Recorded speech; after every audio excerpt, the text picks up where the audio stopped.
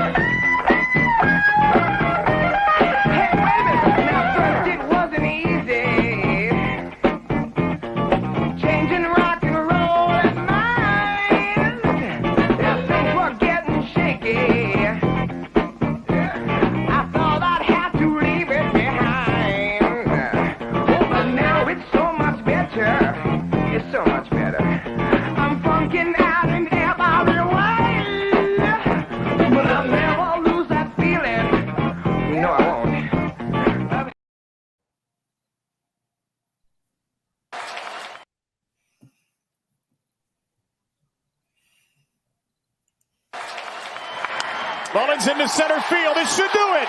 Margot going back. It does not matter.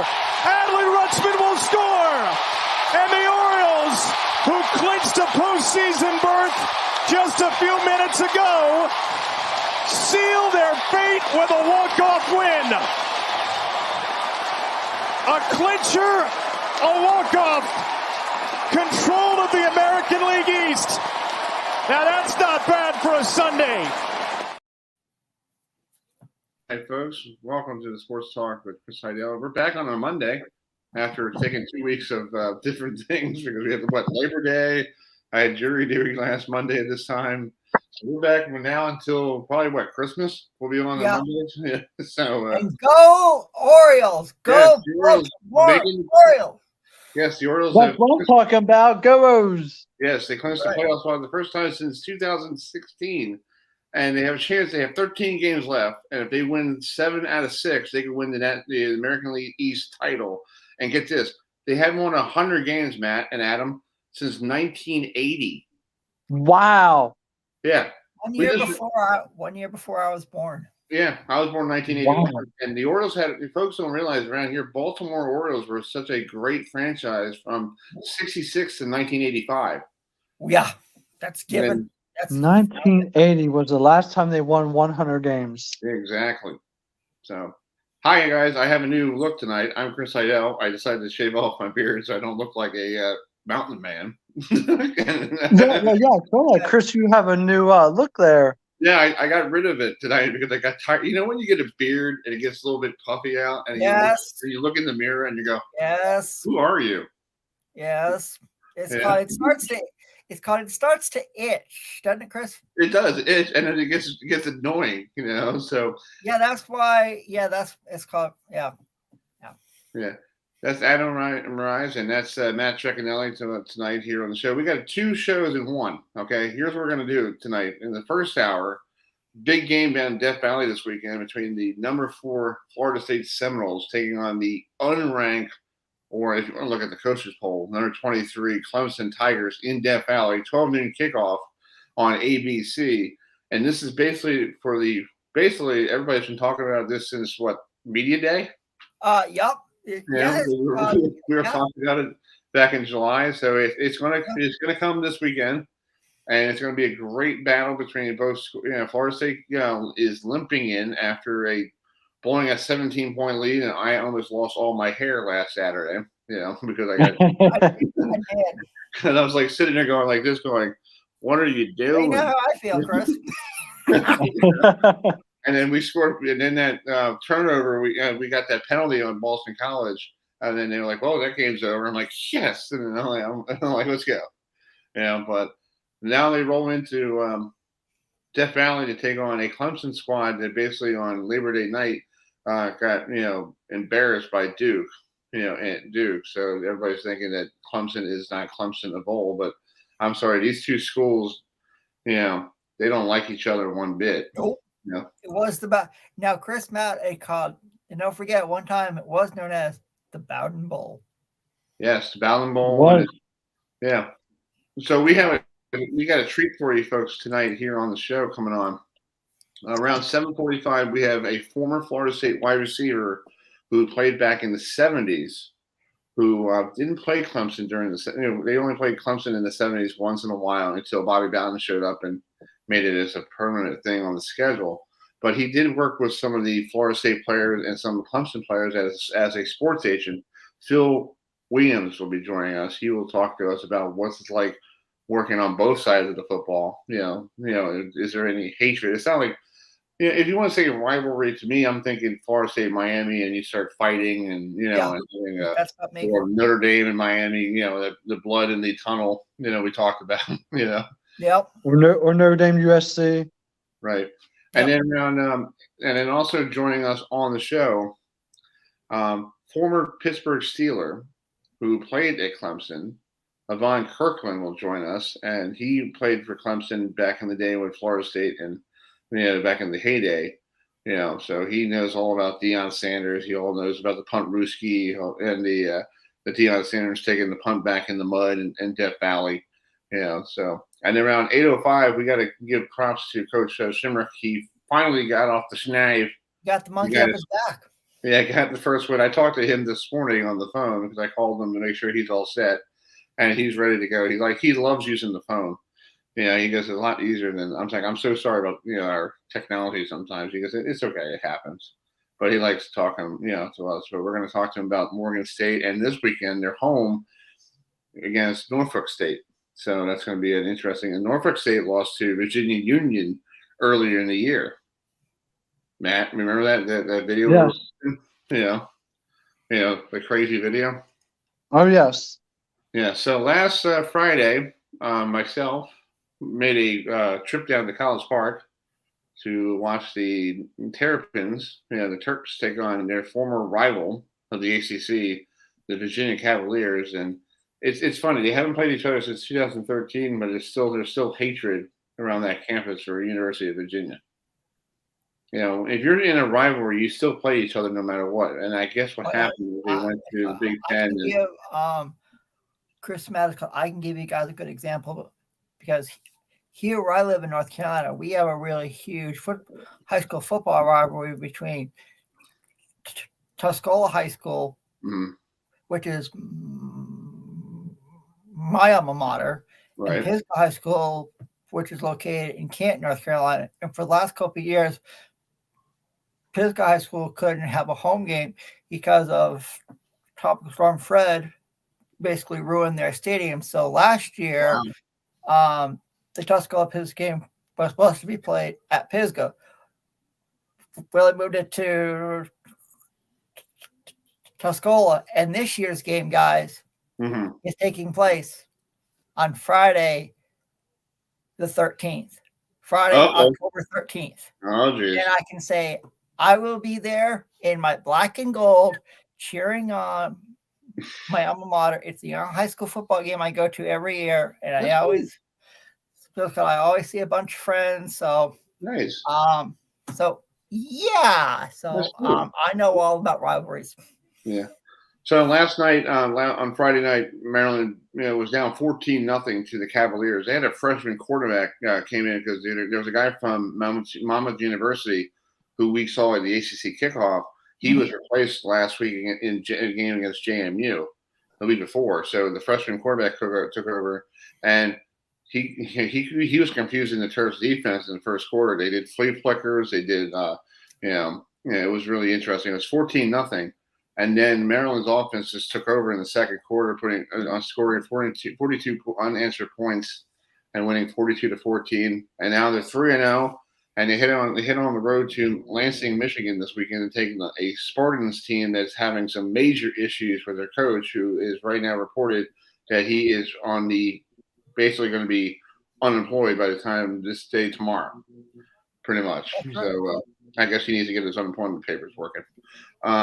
It was Maryland's largest win over Virginia in the series since 1986, a 42-10 win. So let's listen to Coach Mike Laxley after the game, recapping the win.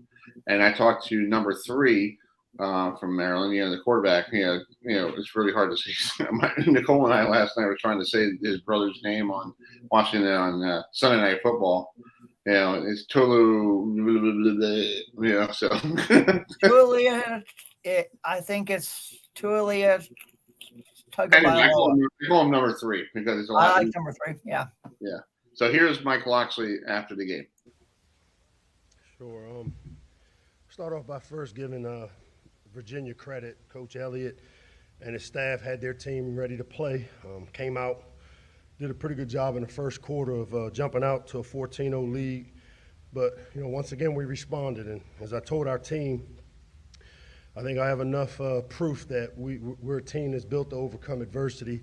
And I don't think I need to see us down 14-0 anymore to know that we're capable. Our defense did a tremendous job, shut out the last 3 quarters, getting the ball back to our offense with those turnovers, came up big. Offensively, we're able to manufacture some explosive plays, which, when you look at our skill set, that's what we expect, and we were able to get explosive plays today, especially there after we kind of got started in the second quarter.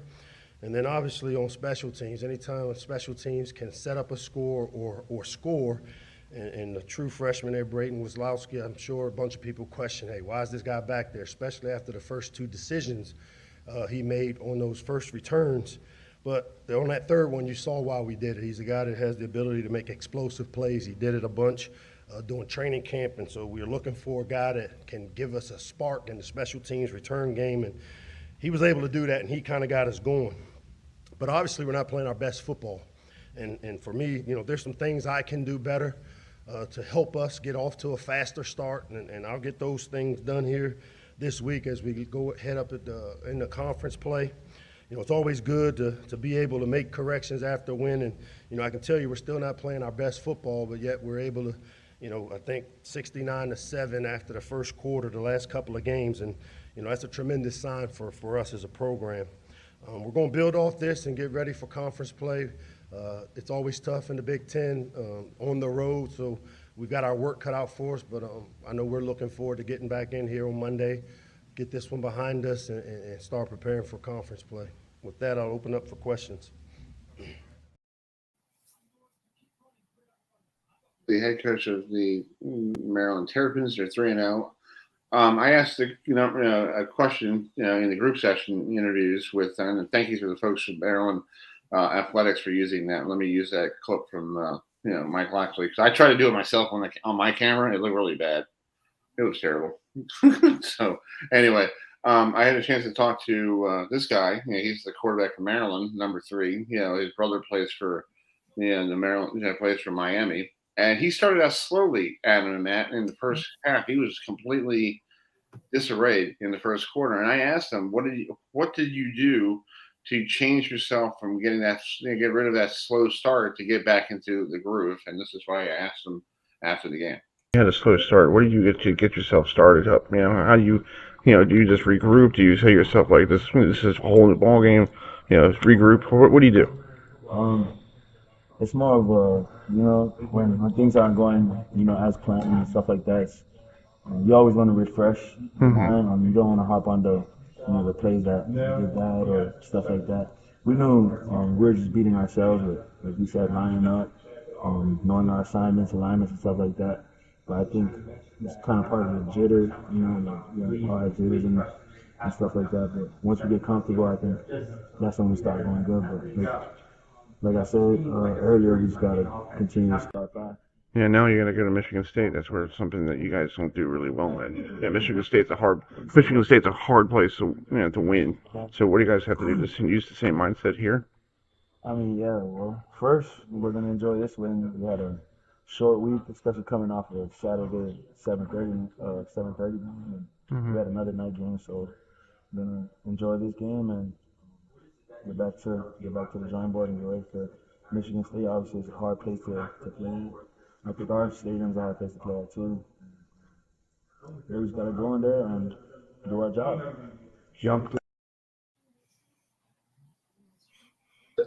Maryland's quarterback, Tulu, number 3.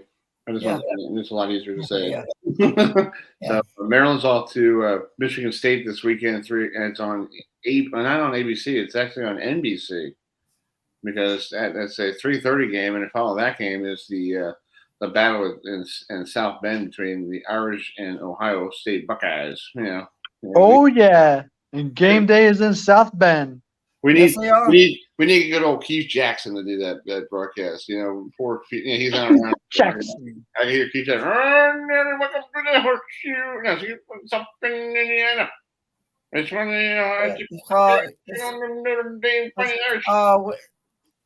or we could get Brett Musburger. Yeah. You are looking on historic Notre Dame Stadium in South Bend, Indiana, for a top 10 showdown between the Ohio State Buckeyes and the Notre Dame Fighting Irish. Well, this is Brett Musburger along with Coach Dick Vermeil. So, Coach, talk about this game featuring Ohio State and Notre Dame. Yeah. So let's bring in the former Florida State wide receiver Phill Williams, who's joining us. And Phill, you probably love to have Keith Jackson doing your games back in the late 70s, right? Because Florida State was on a lot of ABC broadcasts, but people don't realize it was more local broadcast back in the late 70s, early 80s. Yeah, I really don't remember because for multiple reasons. But one would be because I was out on the field. So I do remember Musburger was calling. There we go. I remember Musburger calling the second Orange Bowl and actually being making some kind of comment that we should have won the national championship, been playing Georgia instead of Notre Dame, which was true. But anyway. Yeah. Well, thank you for coming on tonight. We're going to talk Florida State, Clemson. I know you're a sports agent. You did a lot of stuff with Florida State and Clemson players. So what was it like working on both sides of the football during the rivalry? I know you played. You didn't play. Did you play Clemson during the year? No. My years were 78 through 81. Okay. And would have loved to have played Georgia, Clemson, Auburn. Those would have been 3 of the teams I would have enjoyed playing against. But actually, I got to know a lot of the Clemson people, partly because Rick Stockstill was my quarterback my last 2 years. We were seniors together. Yes. And so I'd go up there and see Stock and ended up, I really, to be honest with you, it's hard to say much bad about Clemson. I really enjoyed the people. They're the kind of people we would have enjoyed had we not been, knocking heads with them, good people. So. Oh yeah, they're very nice people.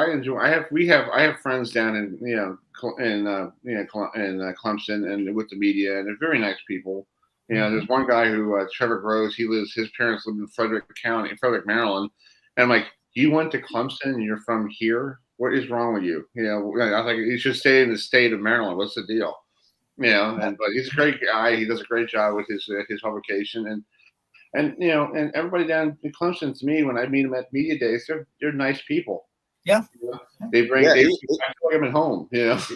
Even Dabo. I actually met Dabo when he was probably first, second, third year as a head coach. Oh, wow. I had a situation where I had he had been the receiver coach, and I was representing a receiver from Clemson.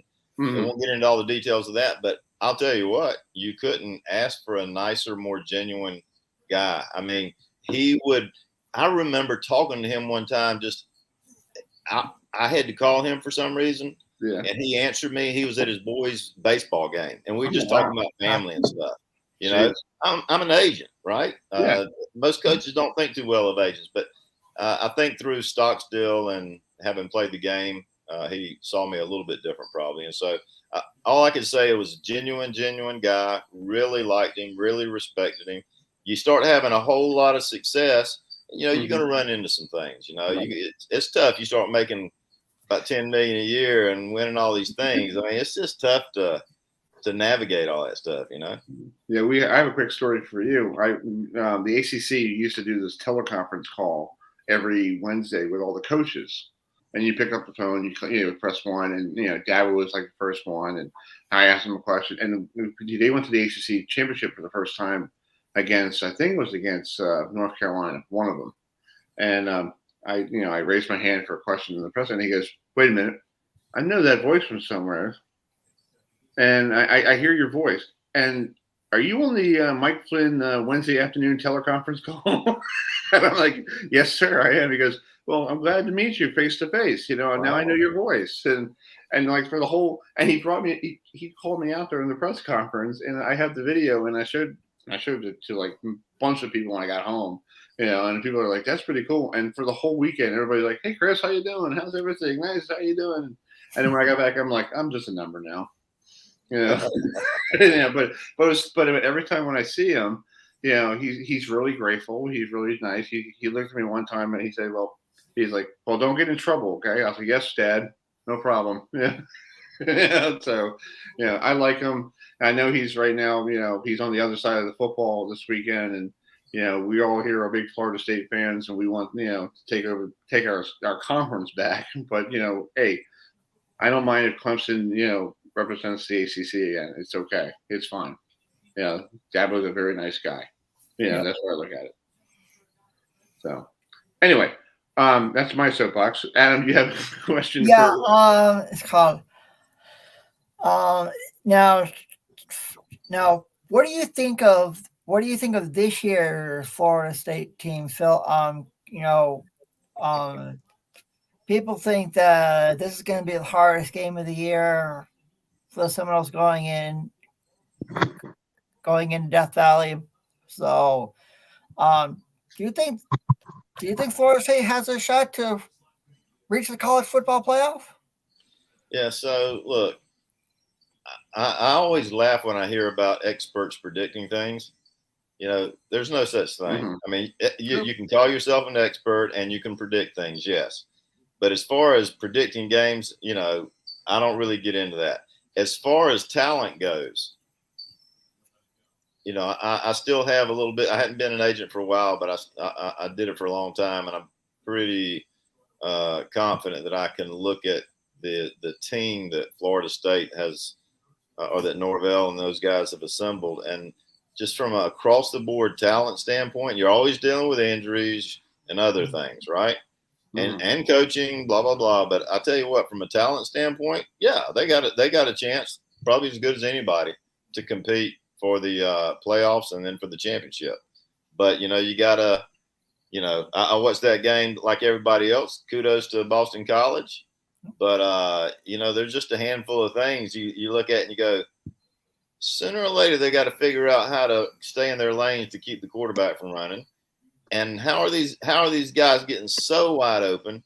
And here, a pet peeve of mine, which I think there's actually an answer for. I think Norvell addressed it. Let's stop running picks. These offensive pass interferences are driving me crazy. We got enough talent. Oh, and one other pet peeve being an offensive player.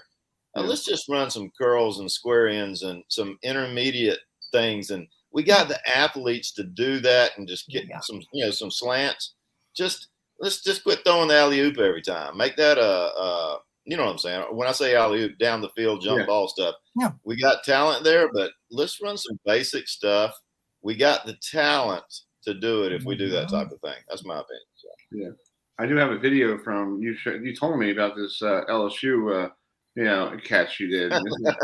It's a bit grainy. I know. Look at that. Put it on there. I'm like, okay, where the heck did you get this from? Wait a minute. Nice catch, Phill. Nice catch. Nice catch. Did you notice the wide receiver getting down in a 3-point stance? Yeah. That's back in the day, That's boys. Great. Look at it. Let's just see the replay. This is like 1980.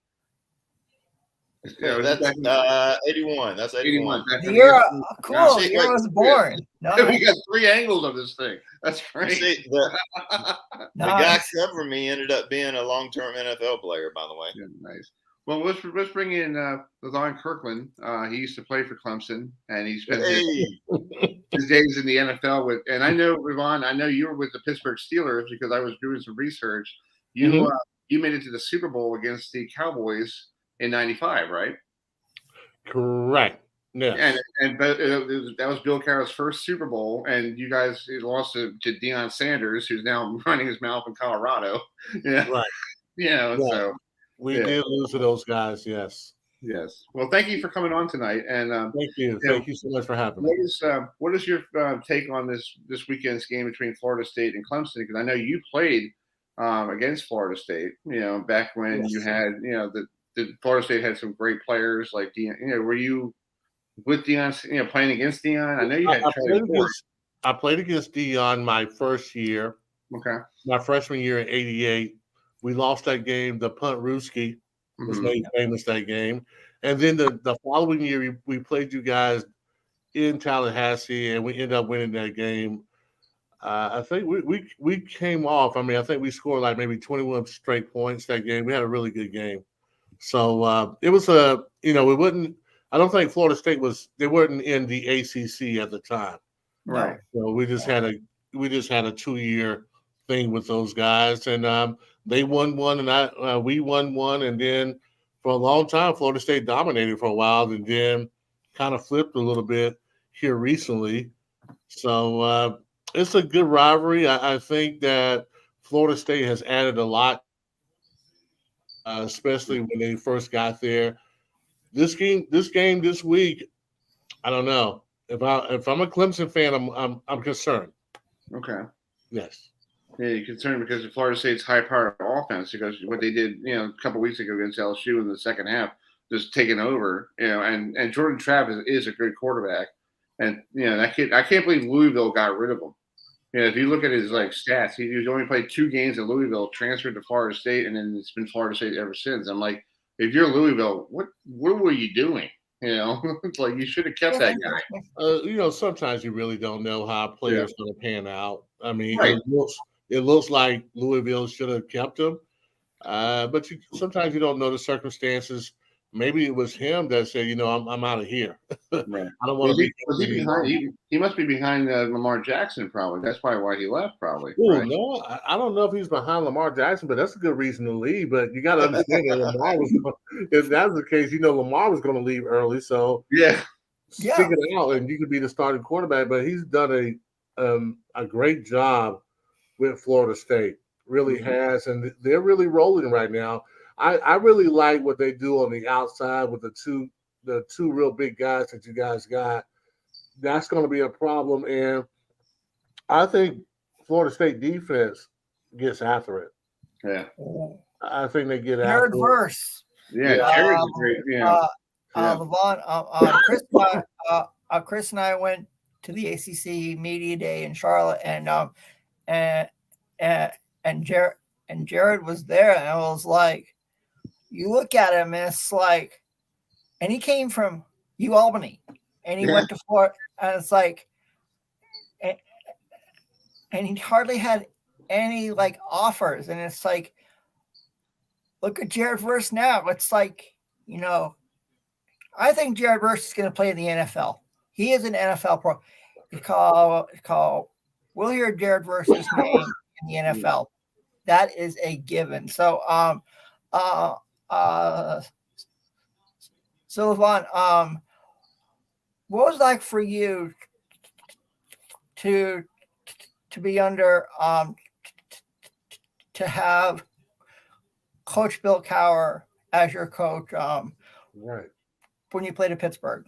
Oh, it was amazing. Coach Cowher came in. He was a very young coach at the time. I happened to be in his recruiting class. Well, the first class that he had, the first draft that he had, I was a second-round pick. So coming from college, it was really refreshing to have a coach who had so much energy, so much enthusiasm. I mean, he would basically meet you out in the middle of the field if you made a great play. So for me as a young player, it was great because he could relate to us pretty well. I thought he did an amazing job his first year, and even years after that, he did a great job. I like being in the Coach Cowher. I thought he was what we call a player's coach. He really seemed to. And then you got to understand that he was also a player in the NFL, right? So he understood what the players had to go through. So I was very fortunate to get drafted by that organization and the Rudy family, and I enjoyed 9 great years there. That's cool. Awesome. Matt, you got a question for Phill? Yeah, I do. So Phill, quick question. So how has football changed back when you played in like the late 70s, early 80s to now? Oh, wow. Well, I think that the game is no longer, especially in the middle of the field. When I played, it was more so that was the defense kind of territory. So you go across the middle or anything like that, you're going to get your lights knocked out. I think now, and then the game is more so kind of in the trenches a little bit more in the middle. There's a lot more running at the time. So I think back then, man, you had to wear the big boy pads on. If you look at the 90s, man, we all had these tremendous shoulder pads, these big shoulder pads, because it was a lot more physical, to say back then. I'm not one of those guys that say the game was so much better back then. I'm not sure about that. But for me, it was a lot of fun. It was one-on-one. The games were, I think on defense, it was better for you as a defensive player because you can do some things like intimidate people. Hit them like maybe 2 seconds later, hit the quarterback later, hit the receivers a little late. Safety could really just collect on wide receivers. Now it's more so open for the offense to, I think it's more geared to the offense. It's more slanted to the offense because you want more touchdowns. You want more scoring. That's what the casual fan wants. The diehard fan will always watch football, but, and I give the NFL kudos about this one. I mean, they're attracting fans that may want to go to the beach on Sunday instead of watching football. Mm-hmm. So I understand the concept. Is it a little unfair for the defensive player? Yeah, it's a little tougher now. But the game is it safer? I don't know. Could be. Who knows? But it's different. It's definitely different. I think what the other thing that's different too, practice is definitely different. Yeah. What it was. Yeah. Because they don't practice during the week. God forbid if you touch somebody, the collective bargaining agreement, might get you a fine. It's like no, they practice during the weekend. I mean, during the week they have to practice, of course, but we did a lot more hitting. Let's put it that way. Mm-hmm. There was a lot more hitting back then because there was so much hitting going on in the game that you kind of had to get accustomed to it. Now, probably not so much. They try to save their players a little bit more, but sometimes it's funny. It seems like there are more guys who get injured now than were back then, but I'm not sure about that. But the players, it's a little easier as far as practice is concerned. Right. And Phill, back in the late 70s, they didn't care. They hit the quarterback all the time. And now the rules have changed for the quarterback. And I know when I heard that the other day, like my dad told me a story about Joe Namath getting knocked around and broke his jaw, and he couldn't even say the word hike. He went and my dad said he heard wasn't it Maynard? After the game, they interviewed him like, "How'd you know how to catch that ball?" He goes, "Well, I just heard, So, but back then they didn't care about knocking the quarterback out of the game. Now it's like if you hit them, you get like a 15-yard penalty. You might get a targeting call. All this garbage now. Well, I think the running back was probably the main guy back in the day. Everybody wanted to play running back. Now the quarterback is the most important guy on the field, and so they got to protect their investment. Right. And then also, like you said, the hitting. I guess back in the day, you could probably hit somebody way out of bounds. 2 days late. You just can't do that anymore. You just can't. So, that's where you see the difference. And I'm sure the NFL would probably say it's a cleaner, better game. Mm-hmm. Die-hard fans probably wouldn't agree because you guys are so used to the hitting. Right. And nowadays, you don't get that you got jacked up anymore. It's all about to do that. It's all about the one-hand catches now. The one-hand catches, the long touchdowns. That's what it's all about. Everybody's got the gloves. Yeah. Stick them, like the guys in the Cowboys with all the sticking them on his hands, in the Super Bowl, and you're like, really? Yeah, I had bare hands. Levon, I don't know if you saw it, but they were showing this play when I was a senior at Florida State against LSU, and did you see it when you were getting on? I saw clips of it. Yeah. So I'm down in the 3-point stance as a wide receiver. Yeah. And that was Stockstill throwing. Did you know? Do you know Slick? Who's that? Stockstill. Oh yeah, I know Stock. Yeah, that's my boy. When I was there. Yeah. So and just to tie a little Clemson Florida State thing here, I'm not sure what year it was, but I went to a Florida State game against Clemson a few years after I played, and there was this young, big black quarterback playing for Clemson, and Florida State killed Clemson that day in Tallahassee. But that dude, he was so tough. He was throwing beautiful balls. He was hanging in there. Patrick Sept. I know you're probably good friends with Patrick, right? Oh yeah, me and Patrick are really cool. His son is actually a pretty good player. Good, I know. And you know what? Right now, he's a tight end, number 5. He plays a good bit. He actually caught a touchdown last week. So I'm really proud of Sept and what he's done. He was actually a pretty good linebacker as well. I was going to say I represented him. I represented Patrick. Okay, we're still really close. I didn't see the touchdown catch by Josh, but I was so thrilled for that. So you think he's going to be a pretty good player?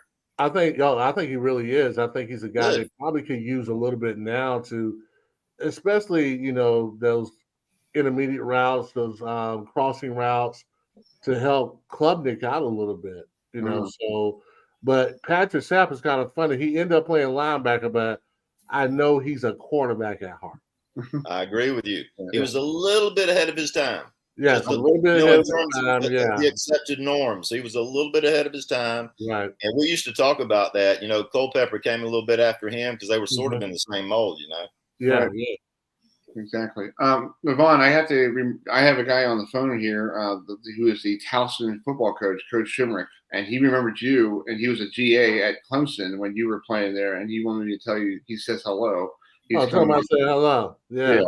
He's like, oh, I didn't. I just told him I have you on the air. He's like, oh, that's pretty cool. He didn't tell him I said hi. I'm like, all right, no problem. Yeah, man.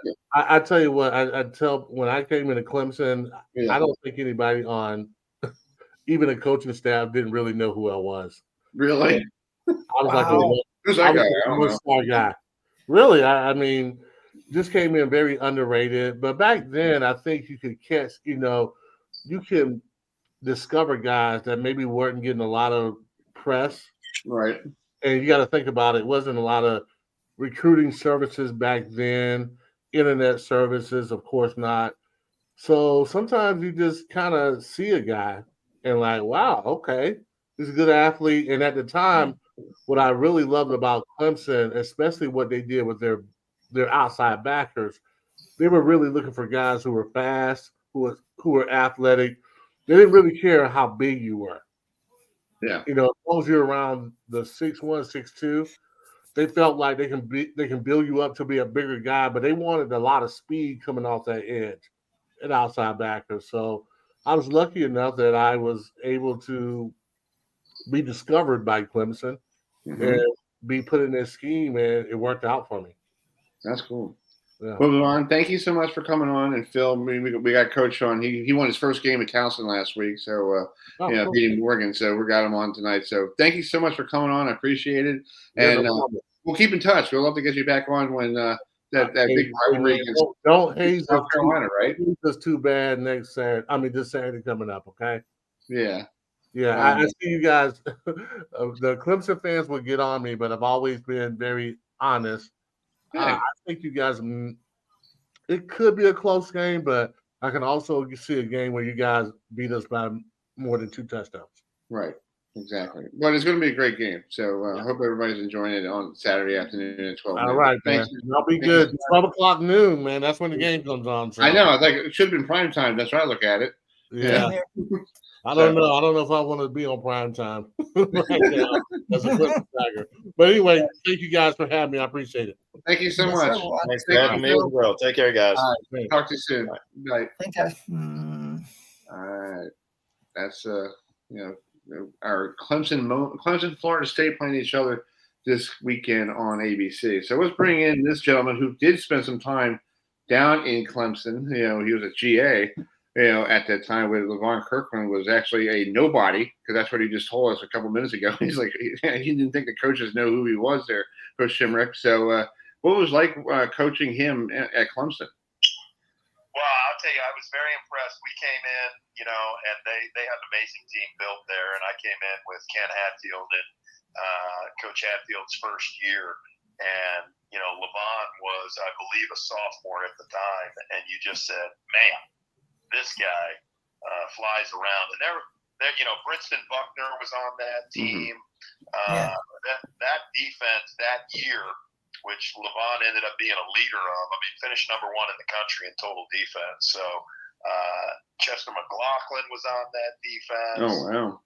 I remember that. There was a ton of really, really good football players. So, yeah. What was it like being down in Clemson at that time? Before we talk about the game last week, what was it like being down in Clemson? Because people now is like Clemson's the school, but back then Clemson was part of the ACC and it was part of one of those, really quiet and didn't know about them. Yeah, it was interesting because I really didn't know much about Clemson. I remember them winning the national championship there, and then we arrived, a few years later. And I was extremely impressed with just the passion and the game day experience. And they make it amazing. The fans are awesome, extremely supportive. Those game days were phenomenal, just from the tailgating to, the RVs showing up on Wednesday, Thursday, making it a big time event. So that was a blast. I played in Colorado, and, we'd have some good crowds, and you'd go play in Nebraska and Oklahoma, and you'd go, okay, this is pretty good. And then in my first year, I coached at Richmond, and I was like, all right, different experience here. Yeah. I went to Arkansas and got a chance to, go to Texas A&M and see Arkansas. But you go to Clemson, and you're like, ooh, okay, these guys are the real deal, and they've added seats since then, and, got a few, like 8,000 to 10,000 more people in that stadium. So it was a great environment, great experience. Met my wife there, so one of the best coaching jobs I ever took. Nice. Well, I want to say congratulations on your first win at Towson last Saturday. I know it's been tough the last couple of weeks. First week you played Maryland, learning what Maryland looked like, and then you took on then you came home and you had a tough loss against Monmouth University. Now you went on the road to take on Morgan. And basically at the half, you're up 20-0. So what was working for you this week than previously? Did you found the offense clicking? Yeah, and really it was a combination of things. Our defense played lights out the entire time. And, we talked last week just what, Morgan State was able to do in their first couple games, create a bunch of turnovers and really put their offense in some good situations. But our defense really stifled their offense, and then our offense was clicking. We came out, drove the ball. I think our first possession, we went on a 5-play drive, ended up punting, pinned them down at the 2-yard line. And then the second possession, we went down and scored. Third possession, we went down and scored. Fourth possession, I think we kicked the field goal. Fifth possession, we might have punted. And then sixth possession, I think we kicked another field goal. So we're up 20-0. All the while our defense is creating turnovers, we had 3 interceptions and 1 fumble recovery. So it was just a complete team effort early. And then in the second half, our offense didn't play as well as I'd hoped, but our defense just continued to create problems for Morgan State's offense. Yeah, I like the uniforms, the white uniform. That's pretty good. Nice color scheme there for Towson, with the gold pants. Keep them on for next week. That might be a good idea. Yeah, I love our color combinations. We did all gold against Monmouth and come back with the gold pants and the white helmet. It's a great look. I agree with you. Yeah, I like it. It looks a lot better than the traditional black black uniform that Towson had, and then they go with the old T helmet back in the old days. When they had Dave Meggett was running. Back in the day. I was like, I remember Dave Meggett. Yeah, I didn't. Dave Meggett and Landry. The guy who the place kicker for Towson. Who went to the good years with the Giants. So we got good teams, good people here in Towson. It's just give them opportunities to play in the NFL. Yep. That's why I look at it. Yeah, Sean Lindena had an amazing career in Towson and an amazing NFL career as well. And so, some really good teams. Yeah, no, I think we've upgraded the uniform since then, though. Yeah. I would agree. And the stadium, too. Yeah, that's also a good idea. Back then I saw pictures of wow, they have a fence. Really? What happened to the – and then they have like at the baseball field, you have the cheesy benches that you used to have, when you're at the rec center, and you're like, really? Is that the bench? Hey, that's back in the old days, But anyway, so coming up this week, you got Norfolk State coming in, and Norfolk State lost to Virginia Union the first game of the year, so that must have been a real barn burner for down there in Norfolk for those guys. So, what do you see in Norfolk State that might give you a problem? A lot of coaches see they have a better running game, the passing game. What do you see early? Today's Monday. Yeah, looking at the film and trying to get an early breakdown on them. They went to Temple last week and battled hard. You mentioned the loss to Virginia State. That had to sting, but it was a back and forth game. They've got some physical running backs and an accurate quarterback, and so they have the ability to move the ball. They have the ability to get you in kind of compromising positions. So our defense is going to need to pick up exactly where we left off. Our defense is going to have to continue to get after it, continue to grow, continue to develop. And then, offensively, we've got to get back to where we were in the first half. Their defense is very sound. They'll play some man coverage on you. They'll mix up a handful of zones to give you some issues. So we're going to just have to be dialed in through the process to be able to, we didn't win our opener at Johnny Unitas Stadium. We got to get a win in Johnny Unitas Stadium this weekend. Mm-hmm. And you got a question for Coach? Go ahead. Yeah. Now, first of all, congratulations on your first win in Towson, and now you can say you got the monkey off your back. So we've talked about the defense. Now that you got win number 1,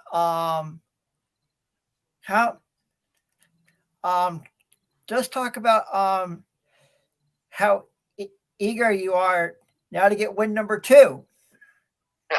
No, it's always you're always looking to continue to improve, continue to get better, find ways to help your team get in the position that you want them to be in, so that they can go out and play the way they're capable of. So, we need to get better. We need to improve on some of the finer aspects of what we're doing. So this week is really about the details, about the little things that we're going to need to do to get better, to give ourselves a chance. Again, like I mentioned, we want to get a win at Johnny Unitas Stadium. We want to get that accomplished. We left the field last time disappointed. We don't want to do that again. And Norfolk is going to come in here and do everything that they possibly can to put themselves in a position to win. So we got to go out and play great football, get better in the process, so that we can continue to grow this program the way we want to. Yeah. Matt, you got the last question. Matt, go ahead. Yeah. So just talk about how dominant your defense was on Saturday. Well, I'll tell you, you know, we gave up, I think, 2 plays over 20 yards, and everything else was a struggle. You throw in 3 interceptions, probably should have had 5, the way our DBs were playing. We forced 1 fumble late that almost turned into a scoop and score. I think we got tackled on the 3 before we took a knee to end the game. So loved how they were playing. Anytime you can get 2+ turnovers, you're in a great spot. So I've seen that. We saw them create problems at Maryland. We didn't get any turnovers. We got 1 turnover at Monmouth. Now to get 4, we got to continue that trend. But really excited about how they're playing and what they're doing. That's true. Well, Coach, good luck this week with practice, and let's keep this going. You know, hopefully next Monday we'll have a 2-game winning streak. I know, but 1 game at a time. That's all you have to do. 1 game at a time. Like we always tell people in football, you have to play your best each week, and we'll see what it brings out at the end of the game. And Saturday's game against Norfolk, it's at 4 o'clock at Johnny Unitas Stadium. So if you're looking for something to do, I know the Orioles are out of town for the weekend, so go down to Towson and enjoy some good football. Come on over. We'd love to have you. I appreciate you guys having me on. Thank you. All right, Coach. Talk to you soon, okay? Thank you. I see you. Bye. All right, that's our weekly chat with the coach from Towson, Coach Shinnick. Towson against Norfolk State Saturday at 4. So, Adam, bringing in this next guest here. We're going to change gears, get ready for this PBA League thing up in Portland. Have you heard this before? I get to go to on Thursdays. It's called I Fly Out Thursday. So it's time for our preview of the PBA League. And we're starting with the team that last year the manager threw a strike that people will remember for a long time to come. He's a player. He's on the Dallas Strikers. Oh, yeah. He's also a huge Philadelphia sports fan. So I'm looking forward to seeing him, you know, on Friday. So let's bring in the real deal. And I think the 76ers biggest fan. So Bill O'Neill, thanks so much for joining us, and safe travels to Portland. And can talk about what was it last year for you seeing Norm Duke throw that last strike ever on the PBA tour?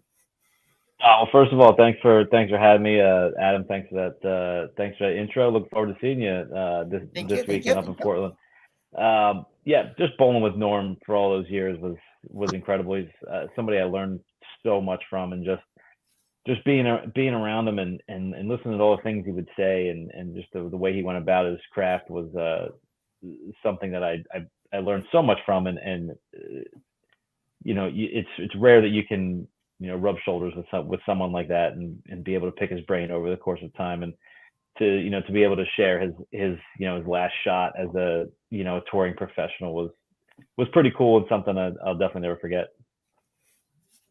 Yeah, Bill, it must have been one of the, you know, last year you guys came to the final of the league against Portland, and you guys came back and made it a exciting match on TV, because I actually turned it off to go do something, and I came back and like, whoa, what did I miss here? You know, what's going on here? You know, it's like, you know, but what's the experience like up there in Portland? Because these guys, these fans, they just keep rallying you guys and yelling and screaming. And Nicole, my girlfriend, were like, how can you guys focus on bowling in front of those people? Because I know old school bowlers like you and I, you know, we're used to the now Bill's up on the lane, okay, be quiet, and then you roll it down the lane, and then you get people cheering for you. So yeah, how different is that? Oh, it's so much easier to compete in that kind of environment, as you know, compared to just the silence of a normal telecast. And when we bowl all the time, we bowl with noise. Mm-hmm. And it's only on the TV show where we bowl with silence.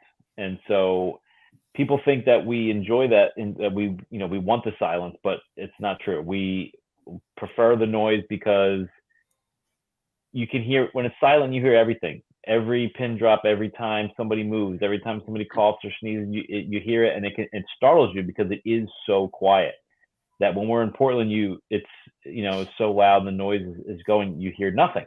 Right. And it's so much easier to compete like that. And, with the crowd being like that, it energizes you. It's really cool to throw meaningful strikes and have a bunch of people cheering you on. It's really cool.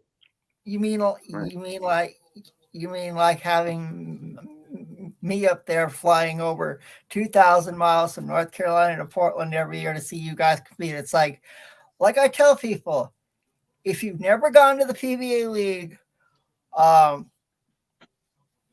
Bill and I can say you need to get up there and experience it at least once, because if you see it on TV, you need to go up there, and it's like, we can tell you, the fans, I think, are the loudest on the tour all year long, and it's like, you see the signs,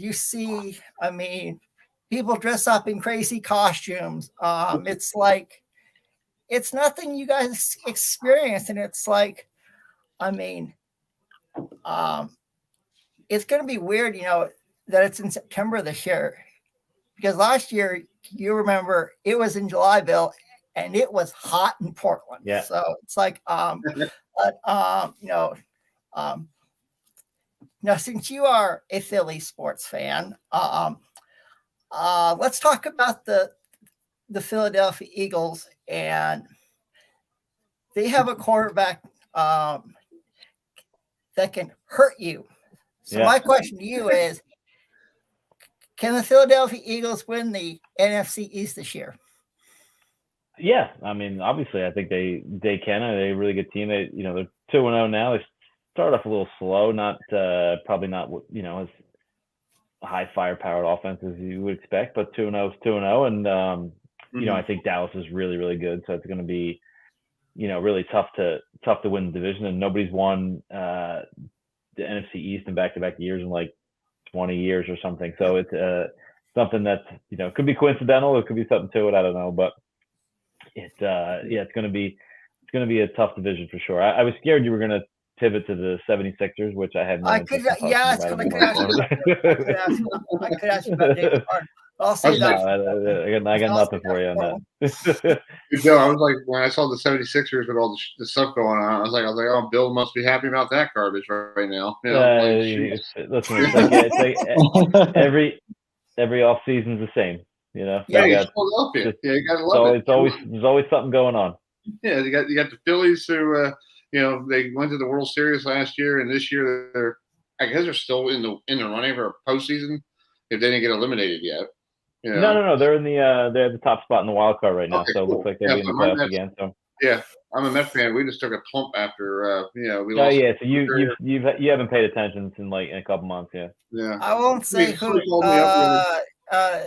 Chris knows this, Bill. I won't say who I pull for. It's all right. Let's say my team. Wait, so North Carolina, which means you don't really have. Who do you root for? We see. I do have a team, and they're the Braves. Yeah. Oh my God, we're talking smack. I was either going with the bandwagon team or the team that was closest. So I guess the Braves. Thanks, Bill. I appreciate it. Yeah.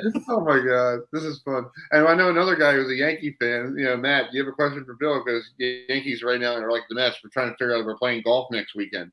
Yeah, they probably are. But yeah, because they're not. They're still. Last time I checked, they were maybe a game over 500, but I'm hoping that they just finish over 500. That's it. So then they continue that streak. But Bill. That's a great goal. I'm sure Steinberg is falling over in his grave right now. What was that? So that's a great goal as a Yankees fan. I'm sure George Steinbrenner is rolling over in his grave. I'm sure he is. Trying to be over 500. Because he wants to finish in first, not over 500 by a couple games. Hey, Bill, where's Billy Martin when you need him? Just fire him. Just fire him every 5 minutes. Where's Joe Torre when you need him? Yeah, Joe Torre. You don't touch Joe. Joe's fine. He's God in that city now because he won what 4 world titles in a row. He's fine. Except for he's a Met manager. But anyway, Matt, you got a question? Go ahead. But yeah, so Bill, so what did you learn from Norm Duke? The main thing I learned from two things that I learned from Norm that over the course of time that have done me a great deal. One is the ability to not care about what the lane pattern is. It's something that I heard him talk about years and years ago, and he couldn't care less. He did an interview one time that I eavesdropped on, and he was talking about how somebody asked him what his favorite pattern was, and he said, what do I care? I bowl in all of them. I do good on all of them. I've done bad on them all. The patterns are relevant. I'm a professional, and my job to figure it out. And I'm like, oh, that's it. That's how you have to look at it, and that's how you have to approach it. You can't go in thinking about if you do good on this one or bad on this one, because they're all different every time you go out there anyway. And so that really helped me early on in my career. And then as I've gotten older, one thing that I learned from him was the importance of stepping away from the game and taking time off, and not just continuing to bowl all the time. You're going to get burnt out. There's just no way you can continue to just do it every week. And so now I have kids and I'm married, and so it's like summertime. I'm doing stuff with the kids and going to the beach and just enjoying myself. And so then when I come back to bowling and it's time to ramp up again, I enjoy it again. I don't resent it, and I'm happy to be in the building, so that then practice becomes more, become more focused, and I can just not be there and zoning out. I'm actually achieving something. That's true. You got to take away from it. If you keep doing it every day, it starts repeating itself, and then you get all frustrated, and you're like, I'm done, and then you just walk away. And I agree with Norm says, just take a break, go on summer vacation, go to the beach, go to the mountains, get away, and then come back for the fall and you're ready to go. That's why I loved it when I was growing up. They had the summer tour, was only 4 stops, and then that was it for the summer. And then you had the fall kickoff in October, and you guys had some vacation. And it was great. Not anymore. Now it's just, we got a long break. The last time you guys bowled, what was the last time you guys bowled on TV? It was like a long time. Well, I was on in the middle of May for the Players Championship, and then they had a couple of other events sprinkled in the summer and June. But yeah, that was it for me. Long time. Well, Bill, I hope you good luck this week coming up in Portland. I know hopefully you guys, the Dallas Strikers, do really well. Now, Norm is not going to be bowling as part of the team. So do me a favor. If Norm picks up a bowling ball, tell him to put it down. And I will not. I'm happy to welcome him back. No, don't tell him put it down. Just like, you have one more shot. Yeah. I'd love to record it when I'm there. So. Hey, I know Marshall Holman will be really excited because he'll be like, "Hey, I got one." Yeah. But I appreciate Bill for you coming on, and we love having you on, and just good luck this week, and tell everybody in Dallas, the Strikers, like Tommy Jones and everybody else, good luck, and hopefully we'll talk to you in a week or so. Maybe hold that trophy up. You never know. Yeah, absolutely. That'd be great. Thanks a lot, guys. All right, buddy. Talk to you soon. All right, Adam. See you this weekend. All right. Yes, sir. Thanks, Bill. See ya. All right. That's good old friend Bill O'Neill, who bowls for the Dallas Strikers in the PBA League. Matt, we'll get you on shortly with your stuff, but we got rapid fire here. Let's bring in this gentleman. Matt, you and I used to watch bowling and Adam back in the early late 80s, early 90s, and this guy was part of the Professional Bowlers Tour. Won a couple of tour titles, 4 titles, and I remember him bowling David Houston in the 1985 Players Championship, and he was pretty funny when he, our next guest afterwards is he beat him for the average title. So let's bring in Mark Baker, who he was a very funny character when I was a kid watching him on TV. So hi, Mark, how you doing? Very good. How about you guys? Doing great. Yeah, I remember you when I was growing up. I was watching you on NBC Sports, the Fall Tour, and you were bowling David Houston in the Tours Players Championship, and you needed to beat some guy named Marshall Holman for the average title, and you beat him by a couple pins. And you go, "Oh, hi, Marshall, how you doing?" And I just loved that. With your personality and all that stuff. So where did you get that? I definitely. From? Yeah. Neither one of my parents are all that outgoing. Maybe my dad is, but it was just I thoroughly enjoyed my time on the Professional Bowlers Tour, and I've never taken myself too serious. I know. It seems like you had fun, even with David Houston. Are you guys still friends to this day? Or are you still best friend I've ever had? I talk to him 5 times a week. Nice. How's he doing? Yeah, we just he's doing great. He owns 2 bowling centers in the Pacific Northwest. His family center, Milwaukee Bowl, and he owns another one in Vancouver. And from when I talked to him, he's a class act, and his centers run really, really well. And Dave's just, of all the things I got from the tour, having a best friend for life is probably the best thing. Nice. Well, talk about this week. You're going back to Portland for the PBA League. What's it like being a manager of this great thing that Tom Clark? I think Tom Clark made this a couple of years ago. What do you think about it? Is it pretty cool that this is something at the end of the year that everybody goes to Portland and have fun for a whole week? It's the first time we did it. We weren't ready for Portland. We had done the PBA League and we had filmed it in Detroit in the TV show. I think the final was in Carroll Air, New Jersey. So that was a blast. Competition's competition.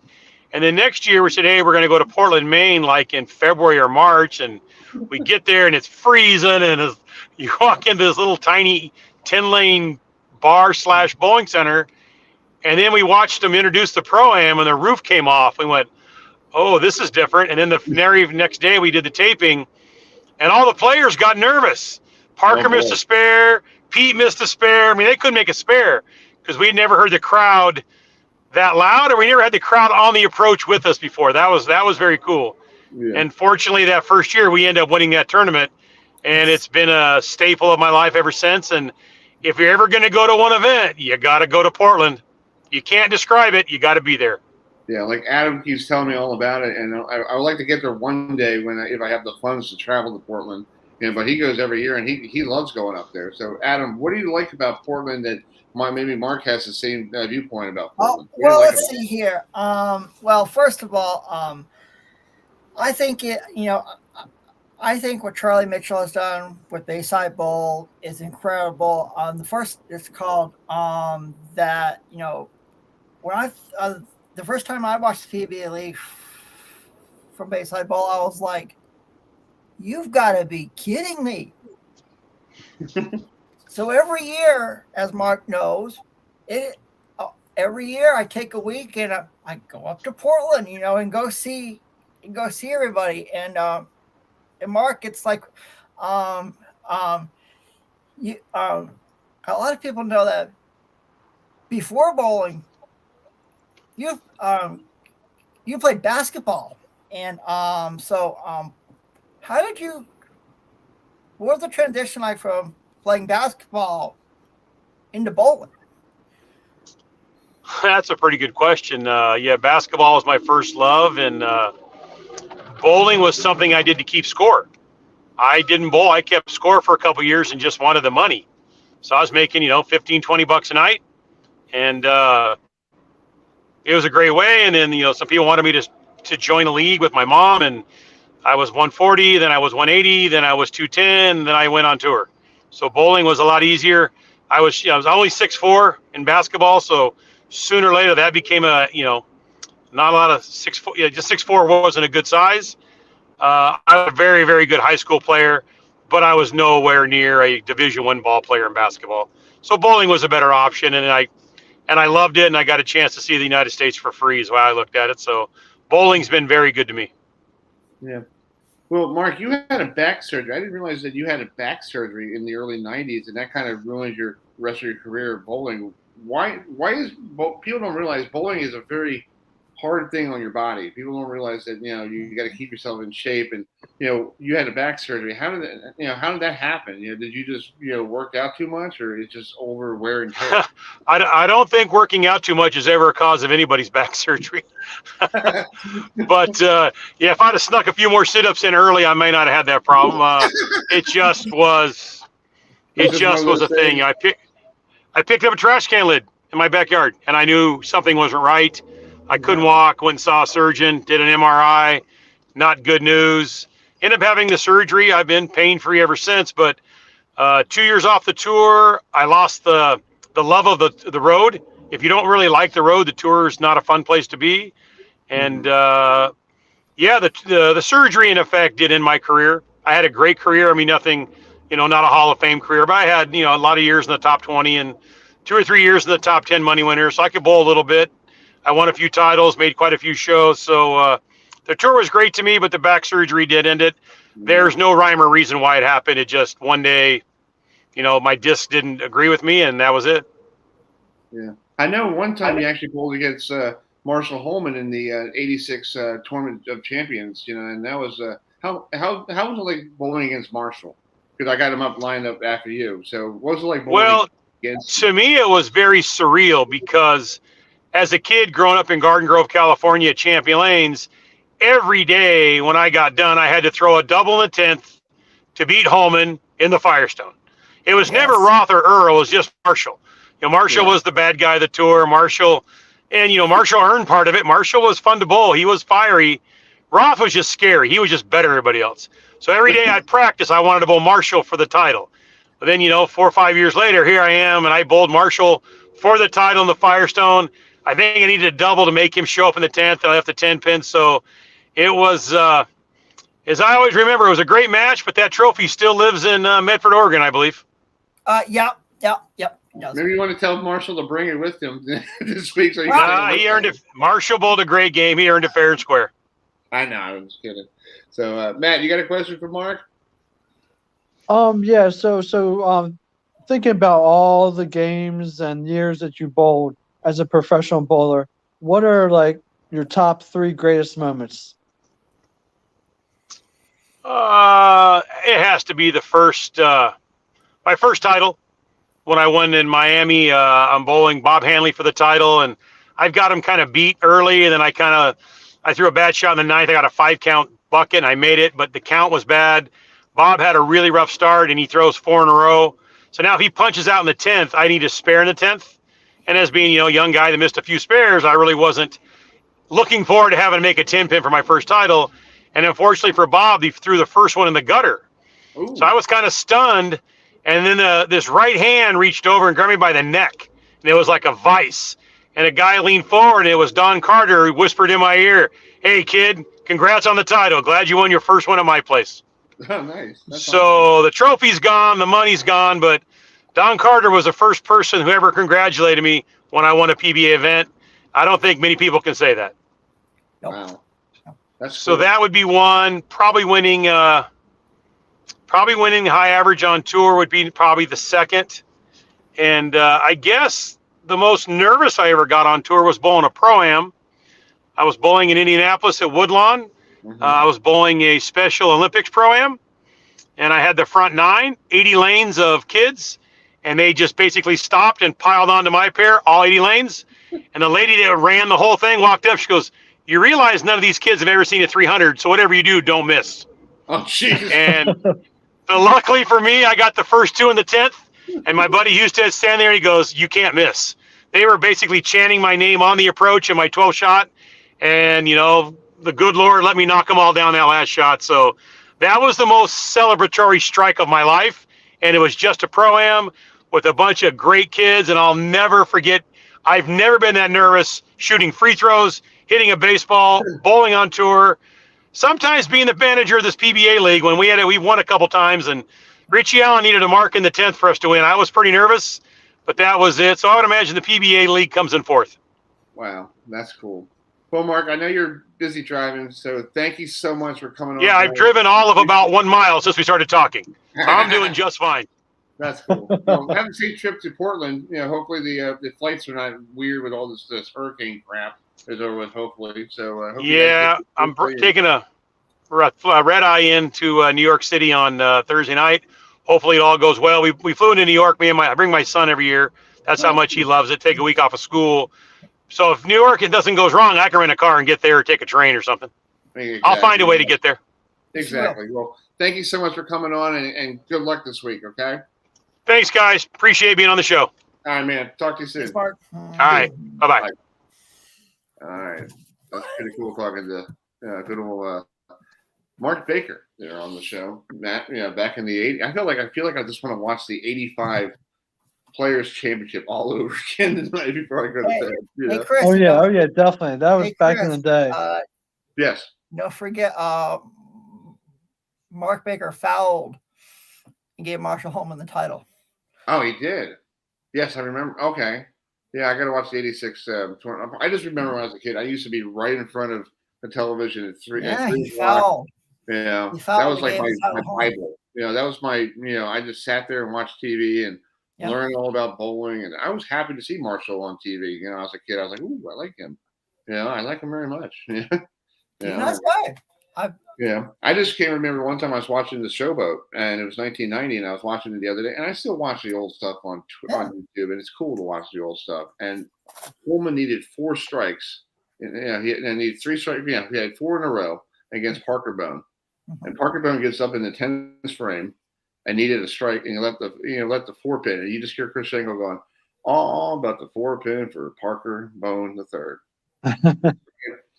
Holman is 1 win away from a champion that eluded him in '88. Houston is his opponent, and I'm sitting there going, "This is pretty cool." And that game, that championship went into a shootout. It was a roll off. Yes. It was like and Holman didn't win, but I'm just saying it was a great showboat, and some days I wish we had that old stuff back. I mean, thanks to YouTube, you can go watch it. Oh yeah, you can watch it all the time. So. Let's bring in this next gentleman who is it's a real honor to have him on video tonight. We grew up watching him. We were just talking about we grew up watching him on the on ABC's Professional Bowlers Tour, and he is the manager of the Milwaukee guys, right? The Milwaukee Pounders, right? So we go and his sponsor is PABST Blue Ribbon. PABST Blue Ribbon. That's all right. So Adam, do not drink and drive when you're up there. Okay, is that a good idea? No, I won't. No. So let's bring in Marshall Holman, who has a special guest. Oh, beautiful. What's the dog name, Marshall? Hi. Hi. Oh, say hello. Lucy wanted to say this is my 5-month-old golden retriever. Oh, look at that adorable puppy. She's a good little puppy. And,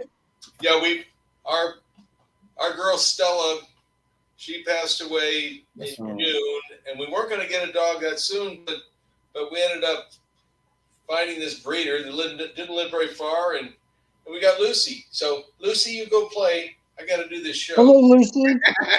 That's awesome. Thanks, Marshall, for coming on tonight. I appreciate you coming on the video. I love having you on. We had you on the phone a couple months ago. So just talk about going up to Portland, for this PBA League. How cool is it to be in front of these rabid fans? Have you ever had these fans when you were bowling on tour, when you were in the 70s and the early 80s? Oh, not to the extent that we have in Portland, Maine at that bowling center. No, not quite like that. But hey, I love the hat. You got the PABST Blue Ribbon hat. I was It's called. Thank you. It's called. Of course, I had this. It's called. I heard you coming on. Of course, I had to. Of course, it's this. It's gonna happen.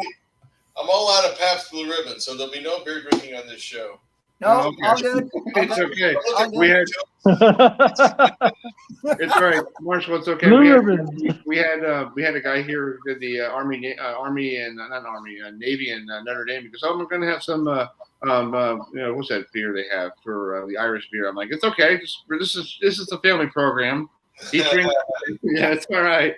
Well, it's called Guinness. Guinness, yeah, he had Guinness. I'm like, it's okay. It's all right. We're good. We're all, kids, don't drink and drive. It's not cool. Okay. Speaking of driving, I thought that was rather odd Mark was driving. I know. I thought it was Los like, Angeles traffic, and he was going nowhere fast. I know. he texted me today and he goes, "I'll do it by video." I'm like, "Are you sure you're driving? I really don't want you to be driving when you're talking on video because I had Kyle Troop on a couple of years ago and he was like, 'Yeah, we're on the video.' I'm like, 'Kyle, where are you?' He goes, 'Oh, I'm driving around the neighborhood doing that.' I said, if you get a speeding ticket, I can't pay for it. So it's like, I'm sorry, Chief. So anyway. So back to Portland. So you guys, you're the manager of the Milwaukee Pounders. So this is a cool name. I like the Pounders. That sounds really cool. It sounds like a baseball team. It's a good name. We got a good team. We got 4 of our guys from last year are back on our team, and Anthony Lavery-Spar's brother Sean is joining our team. So we got a good 5-some. I'm very optimistic about our opportunities, and the worst thing about Portland, Maine, is there and then getting back home, because I've got a 5:30 flight on Friday morning. Wow! And I don't get into Portland till about 7:30 that night. Wow! I go to San Francisco, Washington Dulles, up to Portland. I'm going to miss the practice session, but I'll be there. I'll be there for the opening squad, and cool. Guys, I've been talking with them. They sound ready, and it's going to be great. Do you ever feel like you want to just pick up a bowling ball and go, "Can I just bowl one frame? I could do it. Let me do it. I can show you the old Marshall. Well, no, not anymore. It's interesting. You watch some of the guys from back in the day, and the thing that you see with bowlers who are well past their years is what once was a classic knee bend doesn't bend quite like it used to. So, yeah, my delivery where I used to let the ball down and you could hardly even hear it hit the lane, now it makes more of a thud. Oh. But the game's for the young, and there's been some amazing players. Look at that. That was a pretty good shot from back in the day. Yeah, this is 79. Yeah. 79. Yeah. Yeah. You against your buddy Mark. God, Mark, I just had to put it on there today because I was like, I had some great matches. Yeah. He cleaned my clock a number of times, and I returned the favor to him. I think it was. I don't know the exact stats, but it was pretty damn close between Mark and myself. It seemed like if I'd lead the tournament, Mark beat me. And if Mark led the tournament, I'd beat him. But lots of great matches. We all miss Mark. He was he's the guy that changed the game. He's the father of the modern tower game. And now what these guys are doing now is taking it to even a more amazing level. Yeah. When I was before have Adam ask a question, when I was growing up watching you guys on TV, I loved Mark Roth and I loved you guys. I loved what you did too, because you were like when you got a strike, you were like, yeah. And I was in rec bowling, and my mom yelled at me one time. She goes, "You're not on the professional bowlers store. Can you cut it out?" I'm like, sorry, Mom. Because I was so excited because you guys were like, used to run like Albee. I talked to Mike Albee. We had him on the show like a couple months ago, and I said, "Did your knees hurt when you slid on the lane, like knocked out the the bowler?" He goes, "Yeah, my knees hurt after a while." I was like, "Yeah, it should be, after taking out things, But when you were a kid growing up, you're like, this is pretty cool. I want to be just like them, Yeah. So they were good days. Good days. Good days. Adam, you got a question for Marshall? Now, first of all, safe travels to Maine, and I'll see you Saturday. But I've been watching a lot of old classic PBA Tour events on YouTube, and a couple I love watching are from the Showboat in Atlantic City and in Las Vegas. So talk about what was it like to bowl at the Showboat? It was great. It was an amazing venue. It was fortunately back in those days it was only maybe 2 or 3 bowling balls you were lugging around the center because it was huge, and our locker room was on the low end of the lanes upstairs, and so we'd have to schlep our equipment down the stairs, and it went for, gosh, I can't remember how many lanes, but 70, 80, 90 lanes. It was a very, very large facility, but it was a fun place to bowl. I never won the Showboat tournament, but I bowled good there pretty much every time. I was close a bunch of times, so it was good. I enjoyed it. And we went to Atlantic City, bowled there a couple times, and I think I led. Was it the U.S. Open there? Anyway, I led a tournament there, and Pete beat me on TV, but lots of great memories, and showboats were great. Yeah. I know Matt used to watch the professional bowlers for just like you. And so, you have a question for Marshall, Matt? Yeah. Every Saturday, I remember watching Pro Bowlers Tour with you, Pete Weber, Walter A. I mean, all of you guys, all of your Hall of Famers and everything. So, So, who was your toughest competitor out there on the tour? And if you have multiple ones, then you can feel free to mention them all. Well, I was fortunate to be around when Mark Roth and Earl Anthony were in their prime, and I was fortunate to be. If you were going to name three bowlers, you'd name Roth, Anthony, and Holman, or you'd name Anthony, Roth, Holman. I was always the third wheel, but just to be one of the wheels was pretty cool. So I loved my time bowling against Earl and Mark, but my toughest competition, I don't know if I ever bowled him on TV, but every time I bowled this guy in match play, it didn't matter if I was leading the tournament and he was in 24th place. Dave Traber always. Yes, I remember. Yes, always, and it got to be kind of funny because, like I said, it didn't matter where I was in the tournament. When it was my turn to bowl Dave, and I started walking towards him, he'd just look at me and start smiling because he knew he was going to beat me, and he always did. I don't know. I don't really know why, but it's funny looking back on it. Yeah, it's pretty cool that you get a chance. Marshall, you get a chance to watch yourself sometimes, like some old bowling, and go, "Wow, that's pretty cool. What did I do?" Okay, not too much. Occasionally, somebody will post something on Facebook that I'll take a look at it. I think last week they posted, and this is going back. You showed that shot from 1979. I believe it was that same year they posted Dick Weber and Mark Roth and I on Fantasy Island, which was really, really a kick. We had a great time. And I wasn't supposed to go. It was supposed to be Dick Weber, Mark Roth, and Earl Anthony, but for some reason Earl couldn't go, so they asked me, and we were there filming that show for a couple of days and had a great time. But as far as watching myself bowl, I very, very seldom. I've got fond memories of days gone by, but it's been almost 35 years since I was really a relevant player on the tour. Right. Wow. Hey, it's great that you're part of the PBA League, and this is your second season or your third season? No, it's either my third or fourth season. Okay. Because one year we had that pandemic thing that kind of ruined everything. I kind of don't even talk about 2020. Yeah, that kind of it's either the third or fourth time I've gone to the PBA League. But going back to Portland is it's like I said, it's not easy to get there, but it's great to be there. And so definitely looking forward to the bowling, looking forward to a little bit of lobster. Yep. Just enjoying the people back there in Portland. Yeah, it's pretty cool. So what's so different? Go ahead. What's so different about bowling up in Portland than it is anywhere else? Well, it's just the people. They're just ravenous fans. They get behind players like nowhere else. They make more noise than anywhere else. They have more fun than anywhere else. It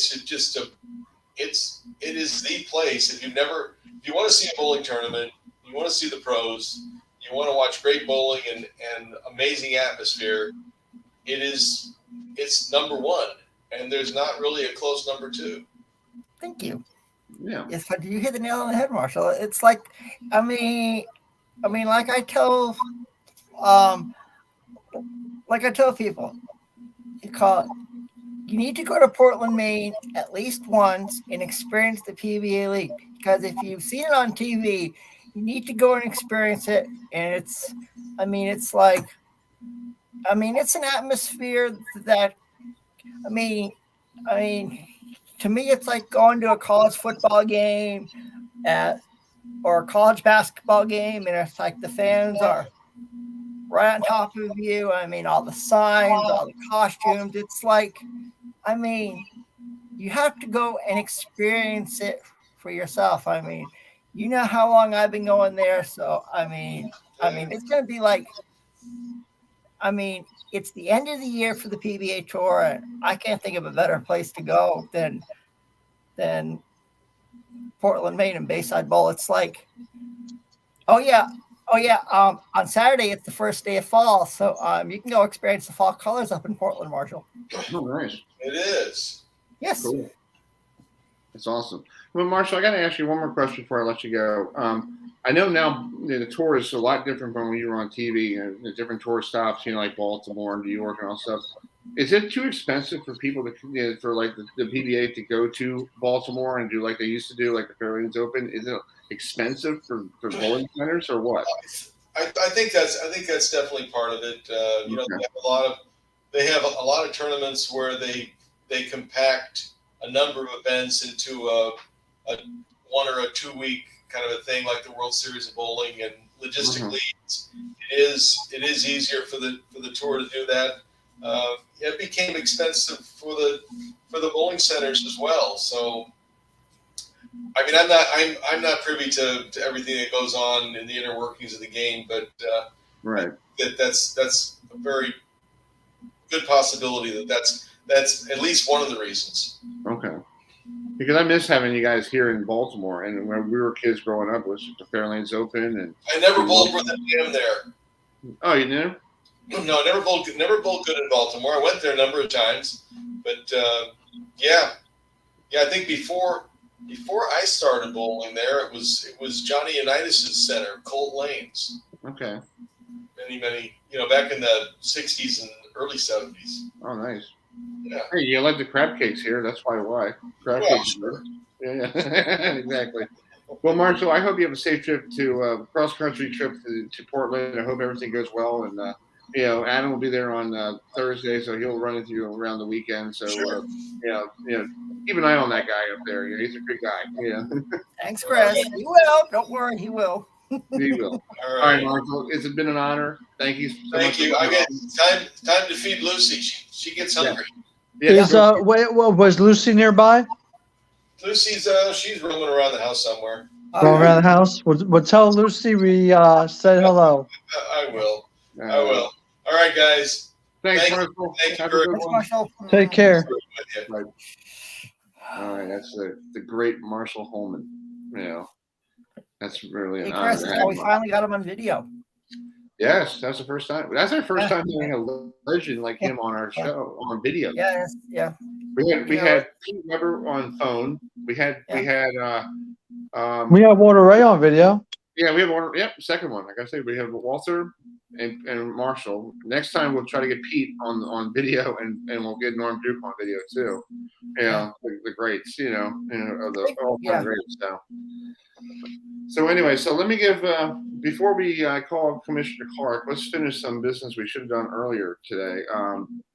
Matt actually spent some time on the phone on Friday with Army, and Army played the San Antonio, the new Roadrunners. They played UTSA, Yep, and they beat them 37-29. Matt, you got a chance to talk to the quarterback and Coach Moncton, who just got a contract extension today. So he's going to be there longer than we are. So what was your take talking to those players, the player and coach, while I get trying to get Commissioner Clark on the phone? Oh yeah, I mean it was great. I mean it was a great game and everything, and I mean it was a hard fought game. I know that Coach Monken, he said, you know what, our team is very resilient. They show a lot of grit, toughness, And that is really expected on the Army football team.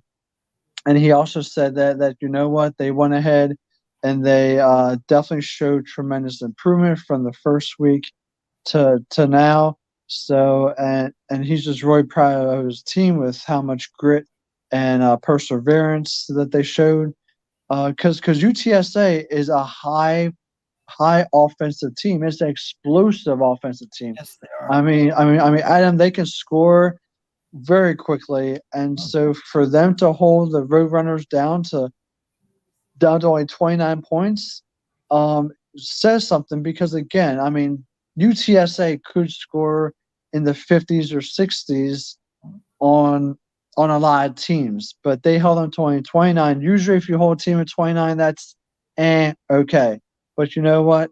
In this case, luckily Army went ahead and they came out with the victory, and luckily they were in front, so they were in front and everything, and when their defense really stepped up, so their defense played great, and so their offense also played fantastic. So that was a great job on both the offensive and defensive side with the Army cadets. All right, let's play the interview with the quarterback, and then we'll bring in Tom Clark, the commissioner of the PBA, right after this interview. So here is Matt's question to the quarterback of Army.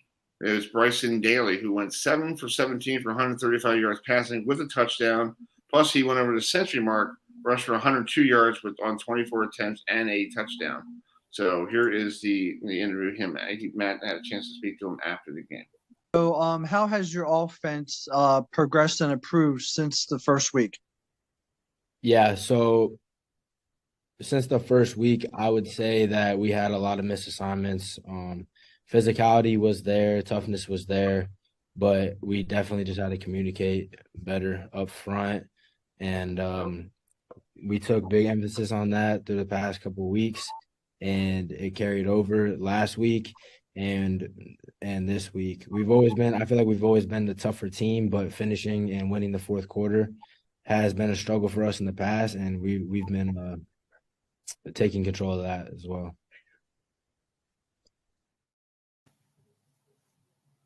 So let's bring in that was Bryson Daly, the quarterback for Army. And Army this week, they are heading up to Syracuse to take on the Orange in the Dome. So that's but this guy is actually a alumni of Syracuse, so it's pretty funny. We got a little segue here. So let's bring in the commissioner of the Professional Bowlers Tour, Tom Clark. Hi, Tom. How you doing? Hey, how you guys doing? We were just talking about Army going up to Syracuse this week for football and your old neck of the woods. So what do you think about that game this weekend? Well, Syracuse is 3-0. They just beat Purdue pretty easily on the road, and they got a really good quarterback. And I think they're favored by like 13 or so. So it should be a Syracuse win. But, Army, they're tough. They're unpredictable. Hard team to play against always. So it should be fun. Yeah. So you guys are heading up to Portland this week for the PBA League. Starts, I think everything starts Friday, right? With the practice, and then you start doing the live stuff on Fox Sports 1. So just talk about the environment up there. We had Marshall Holman on. We had Mark Baker on. They love going up there. Well, it's just probably the most electric environment in bowling, and certainly that I've ever seen in bowling. And the fans, just the acoustics in the building, the vibes in the building, and in Portland, Maine, what Charlie Mitchell has built there as the owner and proprietor of Bayside Bowl, and the people that bowl at it's called BOPO, Bowl Portland, in their league, are really cool and get into the PBA, and they have a great time bowling league every week, and they just bring that vibe to the PBA. And once our players got used to it, at first it was a little strange for them to bowl with it being so loud and so you could just feel the intensity and the electricity in the air. Once they got used to it, there's no place they'd rather be is bowl in that environment. So I think it certainly has helped the PBA in a lot of ways. It helped the PBA League. It helped us secure Fox as a partner. It helped us in so many different ways, and so it's really special to be able to go back there. This is the first time that we'll be at Bayside Bowl and do the PBA League in September. Right. Recent years we've been doing it in the summer, and I'm excited about this because, I'm back bowling my league. You're probably back bowling your league, and so with everybody back actually in the bowling centers around the country and bowling league, it's going to feel like, okay, we bowl league every week. Well, let's watch the best in the world bowl league, and I think they're going to like it. Yeah. Congratulations on the extension with Fox. It's really cool that we got a 2-year extension, and hopefully we get more telecasts. And I was looking at the stuff that you have to do do you do all the scheduling for the how many years do you make the schedule? Do you do like football, like 5 years out? Do you do 2 years out? What do you do? No, I wish we could. I mean, really, we're year to year, at this point, and we don't really get the exact slots and time slots that confirmed for us from Fox until October 1. And so being able to announce the schedule will probably happen around that time, and then we'll roll it out there. But yeah, we do know already that we're going to have more shows on broadcast channel 8 in the 2024 season. And that means the big Fox channel. Oh, cool. And from where bowling has been, and when bowling left ABC television in 1997, from that year until we signed Fox in 2018, the PBA had not been on broadcast television just once in 20 years. Wow. And so to now have it be on big Fox broadcast television 8 times, that's 16 hours of coverage of the PBA on broadcast. It's a really big win, and yeah, we're really thankful for the way Fox approaches the PBA and bowling. They've really helped our shows too. If you look at the strike track graphic that's on the screen, I mean that's because of Fox investing their own people and trying to figure out how to make that work. We always wanted it to work, and we couldn't get it going, and it cost too much. Right. And then once Fox came in, they took care of the expense, they invested in it, they believed in it, and made it happen. So really indebted to Fox, great partners. Yeah, I would like to try to help you out. I know you're looking at the schedule, and you're gonna come out October 1st, but I want to help promote a beautiful city that we are right here called Baltimore. It's a great bowling town. You know that for over the years, and is there any way down the road in the future, maybe 2, 3, 4, have them back here in Baltimore, or is it too expensive to go to centers like around here? Well, there's always a chance. I mean, no question about it.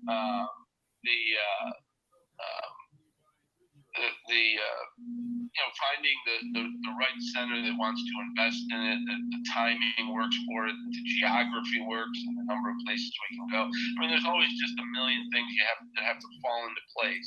But there's no reason not to go to Baltimore. It's fantastic. And although Danny Wiseman did move from Baltimore, I just saw him. I saw him a couple of weeks ago at the PBA 50 Tournament of Champions in Florida, and he's bowling great. I mean, Danny looks great. He's wearing his old shirts that he wore in the 90s. He looks fantastic. He was bowling fantastic. He made a show out on PBA 50. It's great to see him out there bowling. But he was Mr. Baltimore, and I couldn't believe it when he moved. I didn't think that would be allowed, but he moved from Baltimore to Florida recently. Yeah, him and he's a good friend of mine, so I keep in touch with him. And and I was thinking, we need to bring Danny back home for the weekend. That's the plan. That's right. Yeah. Well, if we get the PBA in Baltimore one of these times, I'm sure he'll be there. Yeah, exactly. So when you make the schedule, and is it you look at like basically the course and see what the best way for the league for the run, or you just look at centers like, all right, anybody want to bowl? Who wants us?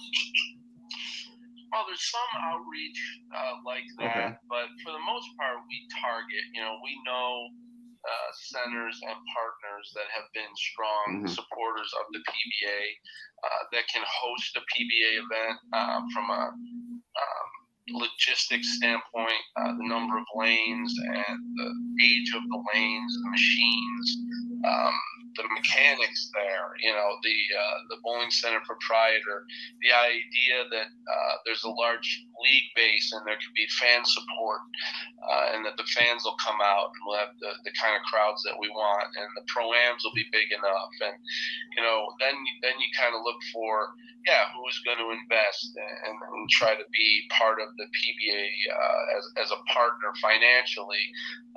What local sponsorships could be possible because of a location to ease our expenses. Then you look at the geography and where are we coming from, and if we're in Las Vegas the week before Baltimore, it's probably not going to work for our players and for our truck and our player services. But if we're in Virginia or if we're in New York, Delaware, Delaware was a great host this year. Yeah. And so if we can figure out the right pattern. So that our players and our player services can get around, that it will generate big crowds, that it will be the kind of center that we can get the type of field in that we want. There's a million different things, but for the most part, if a place wants it bad enough, they'll reach out, they'll fight for it, and we want to go places where we're wanted. So if there's somebody in Baltimore that, like you, by you stepping up and saying this right now, it gets Baltimore in my mind, it gets in the PBA's mind, but you got to have people on the ground too that really want it to happen in certain places. Yeah, because I grew up, Matt and my friend Matt, who's on the show with us, we grew up watching the Fairlanes Open. We went to we went to the Friday night, top 24 stuff. And it was fun to watch all that, to get the pros to sign the autographs and all that stuff. And I think it'll be great for kids, growing up, like my niece and all that stuff, to see bowlers like Joe O'Neill and Jason Belmonte and all those people to sign autographs. Absolutely. We used to get to more cities, and you really worry that if you don't come back to a city, are you going to lose that fan base? And that drives our ratings. And so, the more people you can touch with pro-ams and autographs, like you say, and people seeing these guys bowl up close and get to know them, the more they're likely to follow those players wherever they go. So, we try to elevate the regional program so that you have those types of opportunities all over the country to get to know people and then care about how they do on the national tour, while we're in a situation where we get to as many cities as we can, but it's not 30, it's not as many cities as in the past. So so we try to look for other ways to connect with the fans, from social media to any number of different things. The new branding that Bolero is trying with PBA LPC, league bowling, that hopefully will connect all of the, there's over 200,000 league bowlers across the country in Bolero centers. And so they're going to have more constant communication from Bolero, telling them about what's going on with the PBA. And so we're trying to create as many connections with fans as possible, but nothing's better than being there in person. Right, exactly. I know Adam's going to be up there this week, and I know that, you guys do that ceremony of first ball or something. Is there any way Adam could throw the first shot? Probably. We'll think about it. We'll look at it. There's a chance we'll get him out there on the lanes.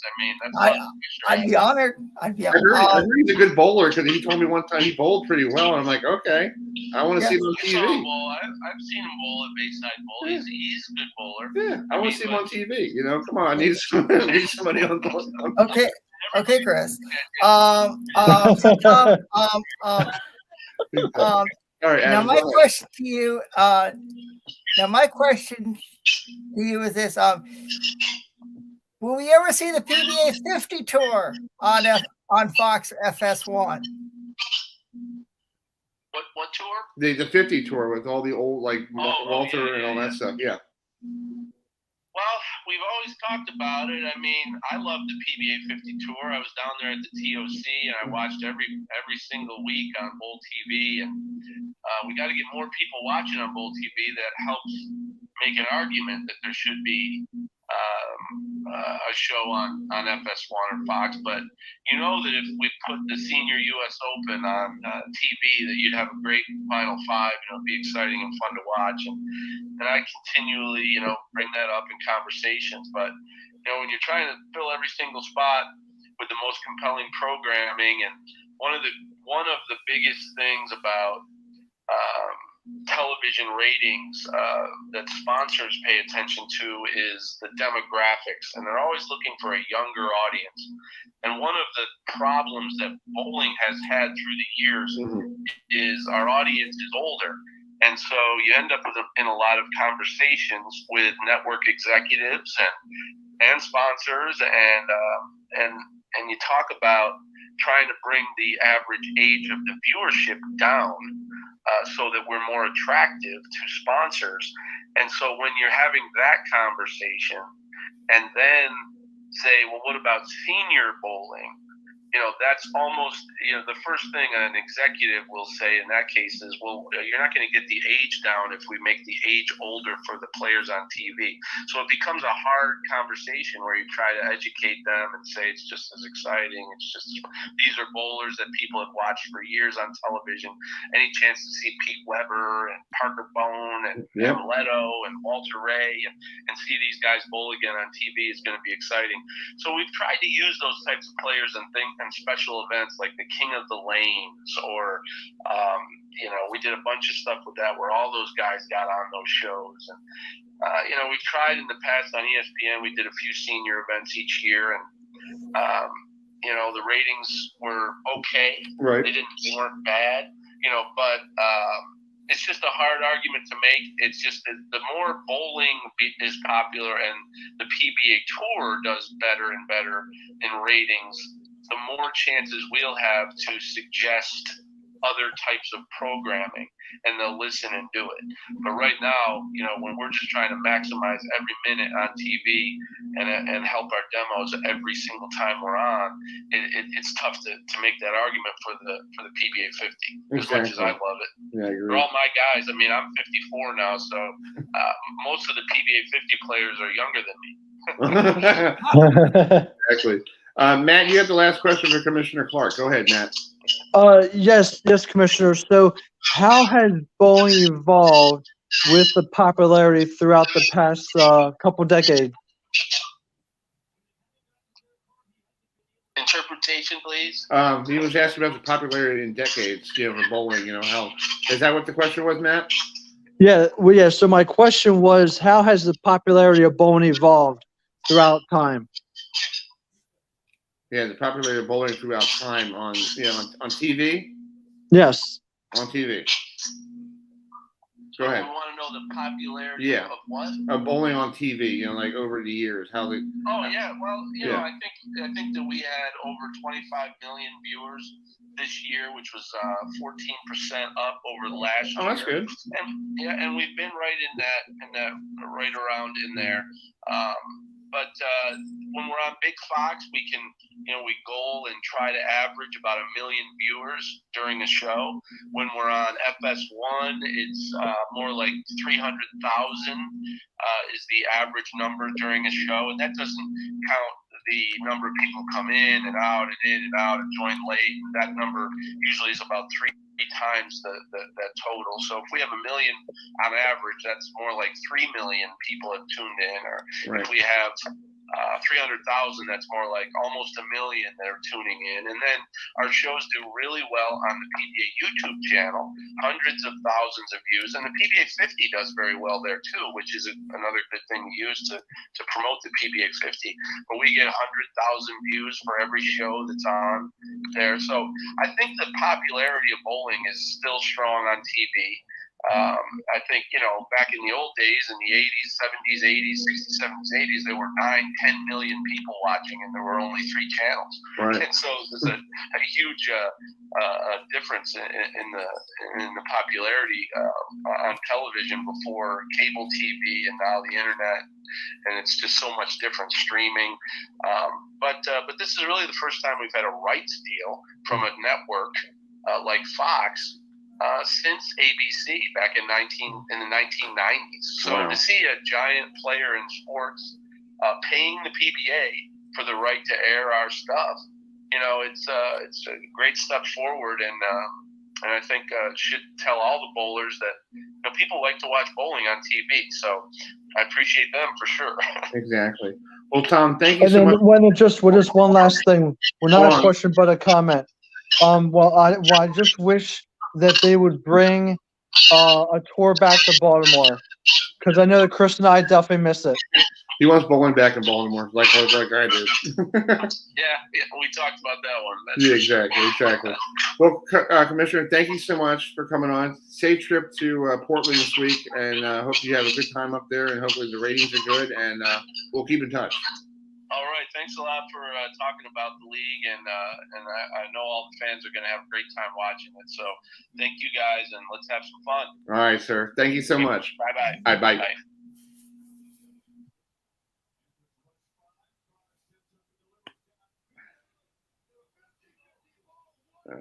All right. That was Commissioner Tom Clark, who I basically put bowling in his mind.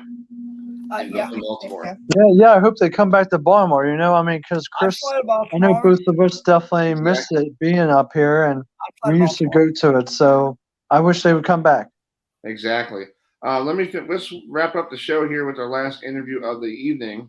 Let me get it on here. I'm having a hard time with the phone here tonight. Sorry for the bad connection with Commissioner Clark there, folks. So it was just a little bit, one of those things. You can't help it. So let's bring in, let me get him on the phone. His name is Andrew Cain, who is the manager of the LEX group with Jason Belmonte. And who else is on there, Adam? I think Chris Barnes is on there this year. Okay. So let's bring in Andrew here. He's sitting in patiently.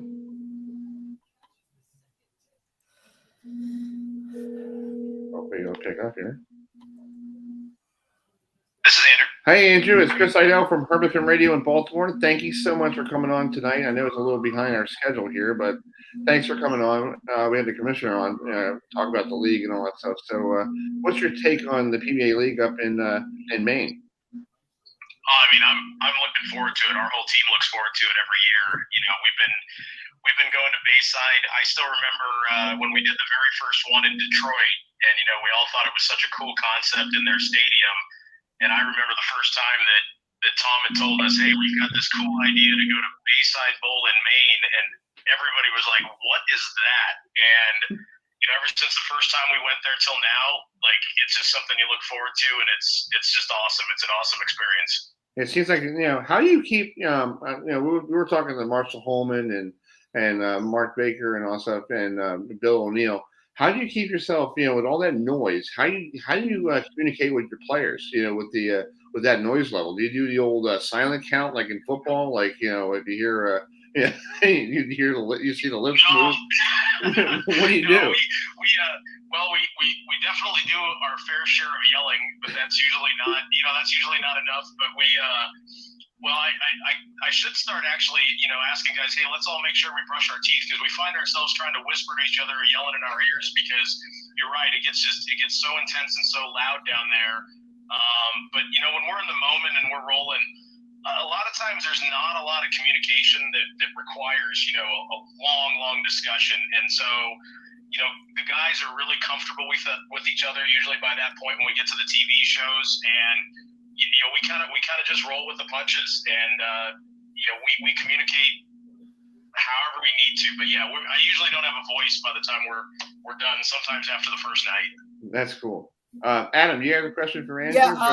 No, first of all, Andrew, safe travels to Portland, and your team this year is loaded.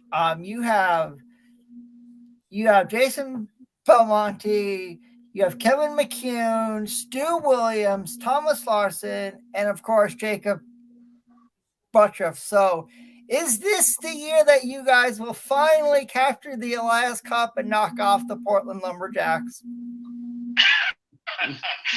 Well, thanks, Adam. I hope you're going up there. Hope we're going to see you. I'll see you up there Friday.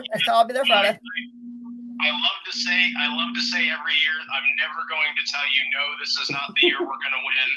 Every year is the year we're going to win.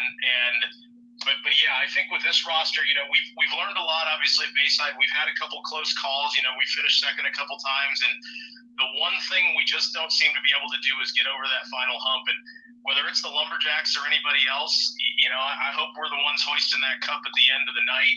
Whoever we have to beat and however we have to get there. I like our roster. I've been a big advocate to build this out around team chemistry. We've kept the core of our team together. We don't get to bowl together all year and don't get to, practice and make moves. So it really relies on guys that are able to play together, that understand each other, emotionally as much as they do physically on the lanes as to what they need to do. And so this year, I think we've got really good balance. We've got guys that are super strong, comfortable in any position, any circumstance, and frankly, we got people that are, really good at striking a baseline. Yeah, it seems like this is PBA League. It's your own fantasy football league, but it's in bowling. It's like you could do like your own pick. Okay, I want to sit Jason down. He's not doing great. Let me bring up what's the name from let him be the starting quarterback. Is that what you do with the lineup? Do you do like your own fantasy? You go, okay, he's not doing well right now. I'm going to put Barnes down in the basement, and I'm going to put Jason up and down. What do you do? Yeah, everybody's got a theory. I'm sure you've talked to plenty of managers. Everybody's got a different idea about how to set lineups, and you get sometimes you get players that are more comfortable in certain positions than others, and it's really not. We bowl. Obviously, I was out on tour a number of years as well, but we bowl in an individual environment so much of the time, and team bowling is so much of a different dynamic. For those that bowled in college, a lot of them really understand that. But I do a lot of experimenting during the qualifying, during the the Baker rounds that we bowl off of TV, because when we get on TV, we need to be set, we need to be committed, and that's how you win matches and win on shows. But it's really trying to establish that comfort level, especially when every year you get one or two new players, sometimes three new players, and you've got to figure out what the dynamic is in a day and a half's time to be able to figure out, well, how are we going to put these guys together to get on a TV show and win? And there's a little bit of I hate saying it's a little bit of a crapshoot, but we only get a handful of shots once we're on TV. So we really need to try to dial that in, and it's more about figuring out what we absolutely do not want to do, and then know which ways we can adapt. Yeah. Matt, you got a question for Andrew? Yeah. So would you guys like to see more bowling centers that have the similar environment and atmosphere like Portland, or no?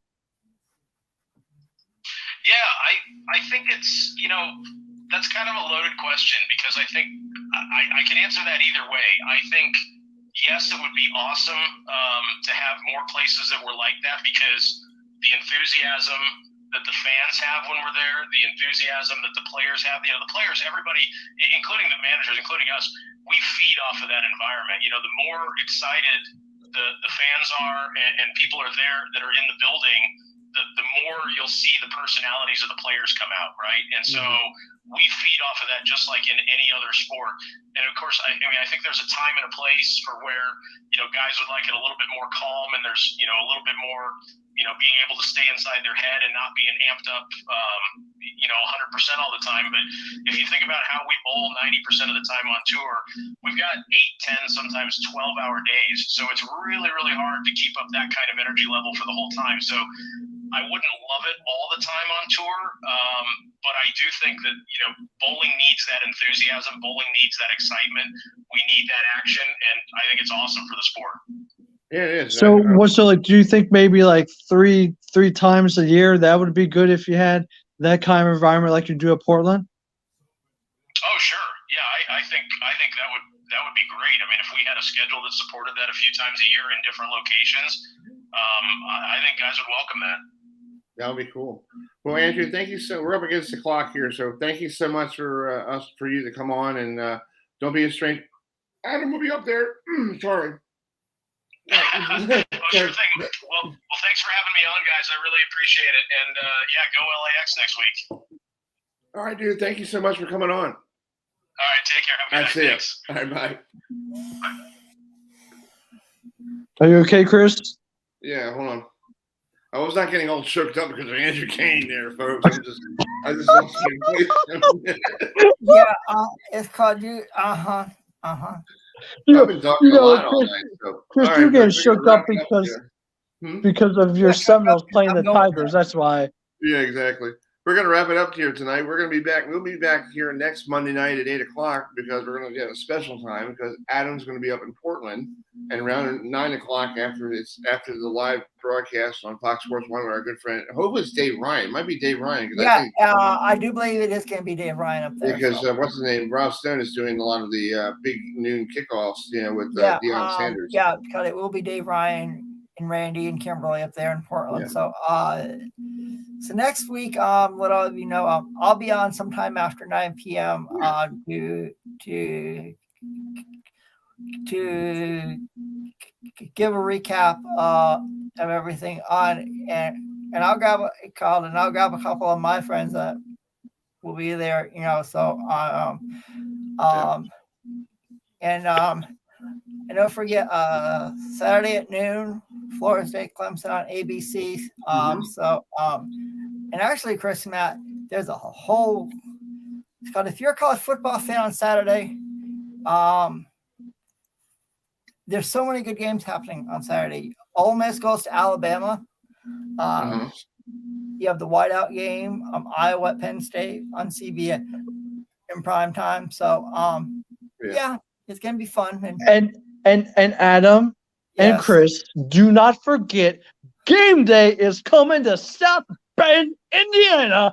And you know what? The Fighting Irish and Notre Dame are taking on Ohio State Buckeyes. That will be one heck of a game. Yeah. Woo! Woo! All right, folks. We'll see you guys next week. We'll leave you tonight with this guy retired on this day in 1977. Good old Brooks Robinson. It was Brooks Robinson night at the old 33rd Street, and he actually gave the folks a happy president because they left. He left the ballpark. So here it is. And good night, folks. 3-2 pitch. The pitch is hit high and deep to left field. The game is over. Brooks Robinson with a 3-run homer. And believe it or not, the kids from Baltimore and the veterans from Baltimore win tonight 6-5 on a Brooks Robinson home run. Let's tell you again, Brooks Robinson.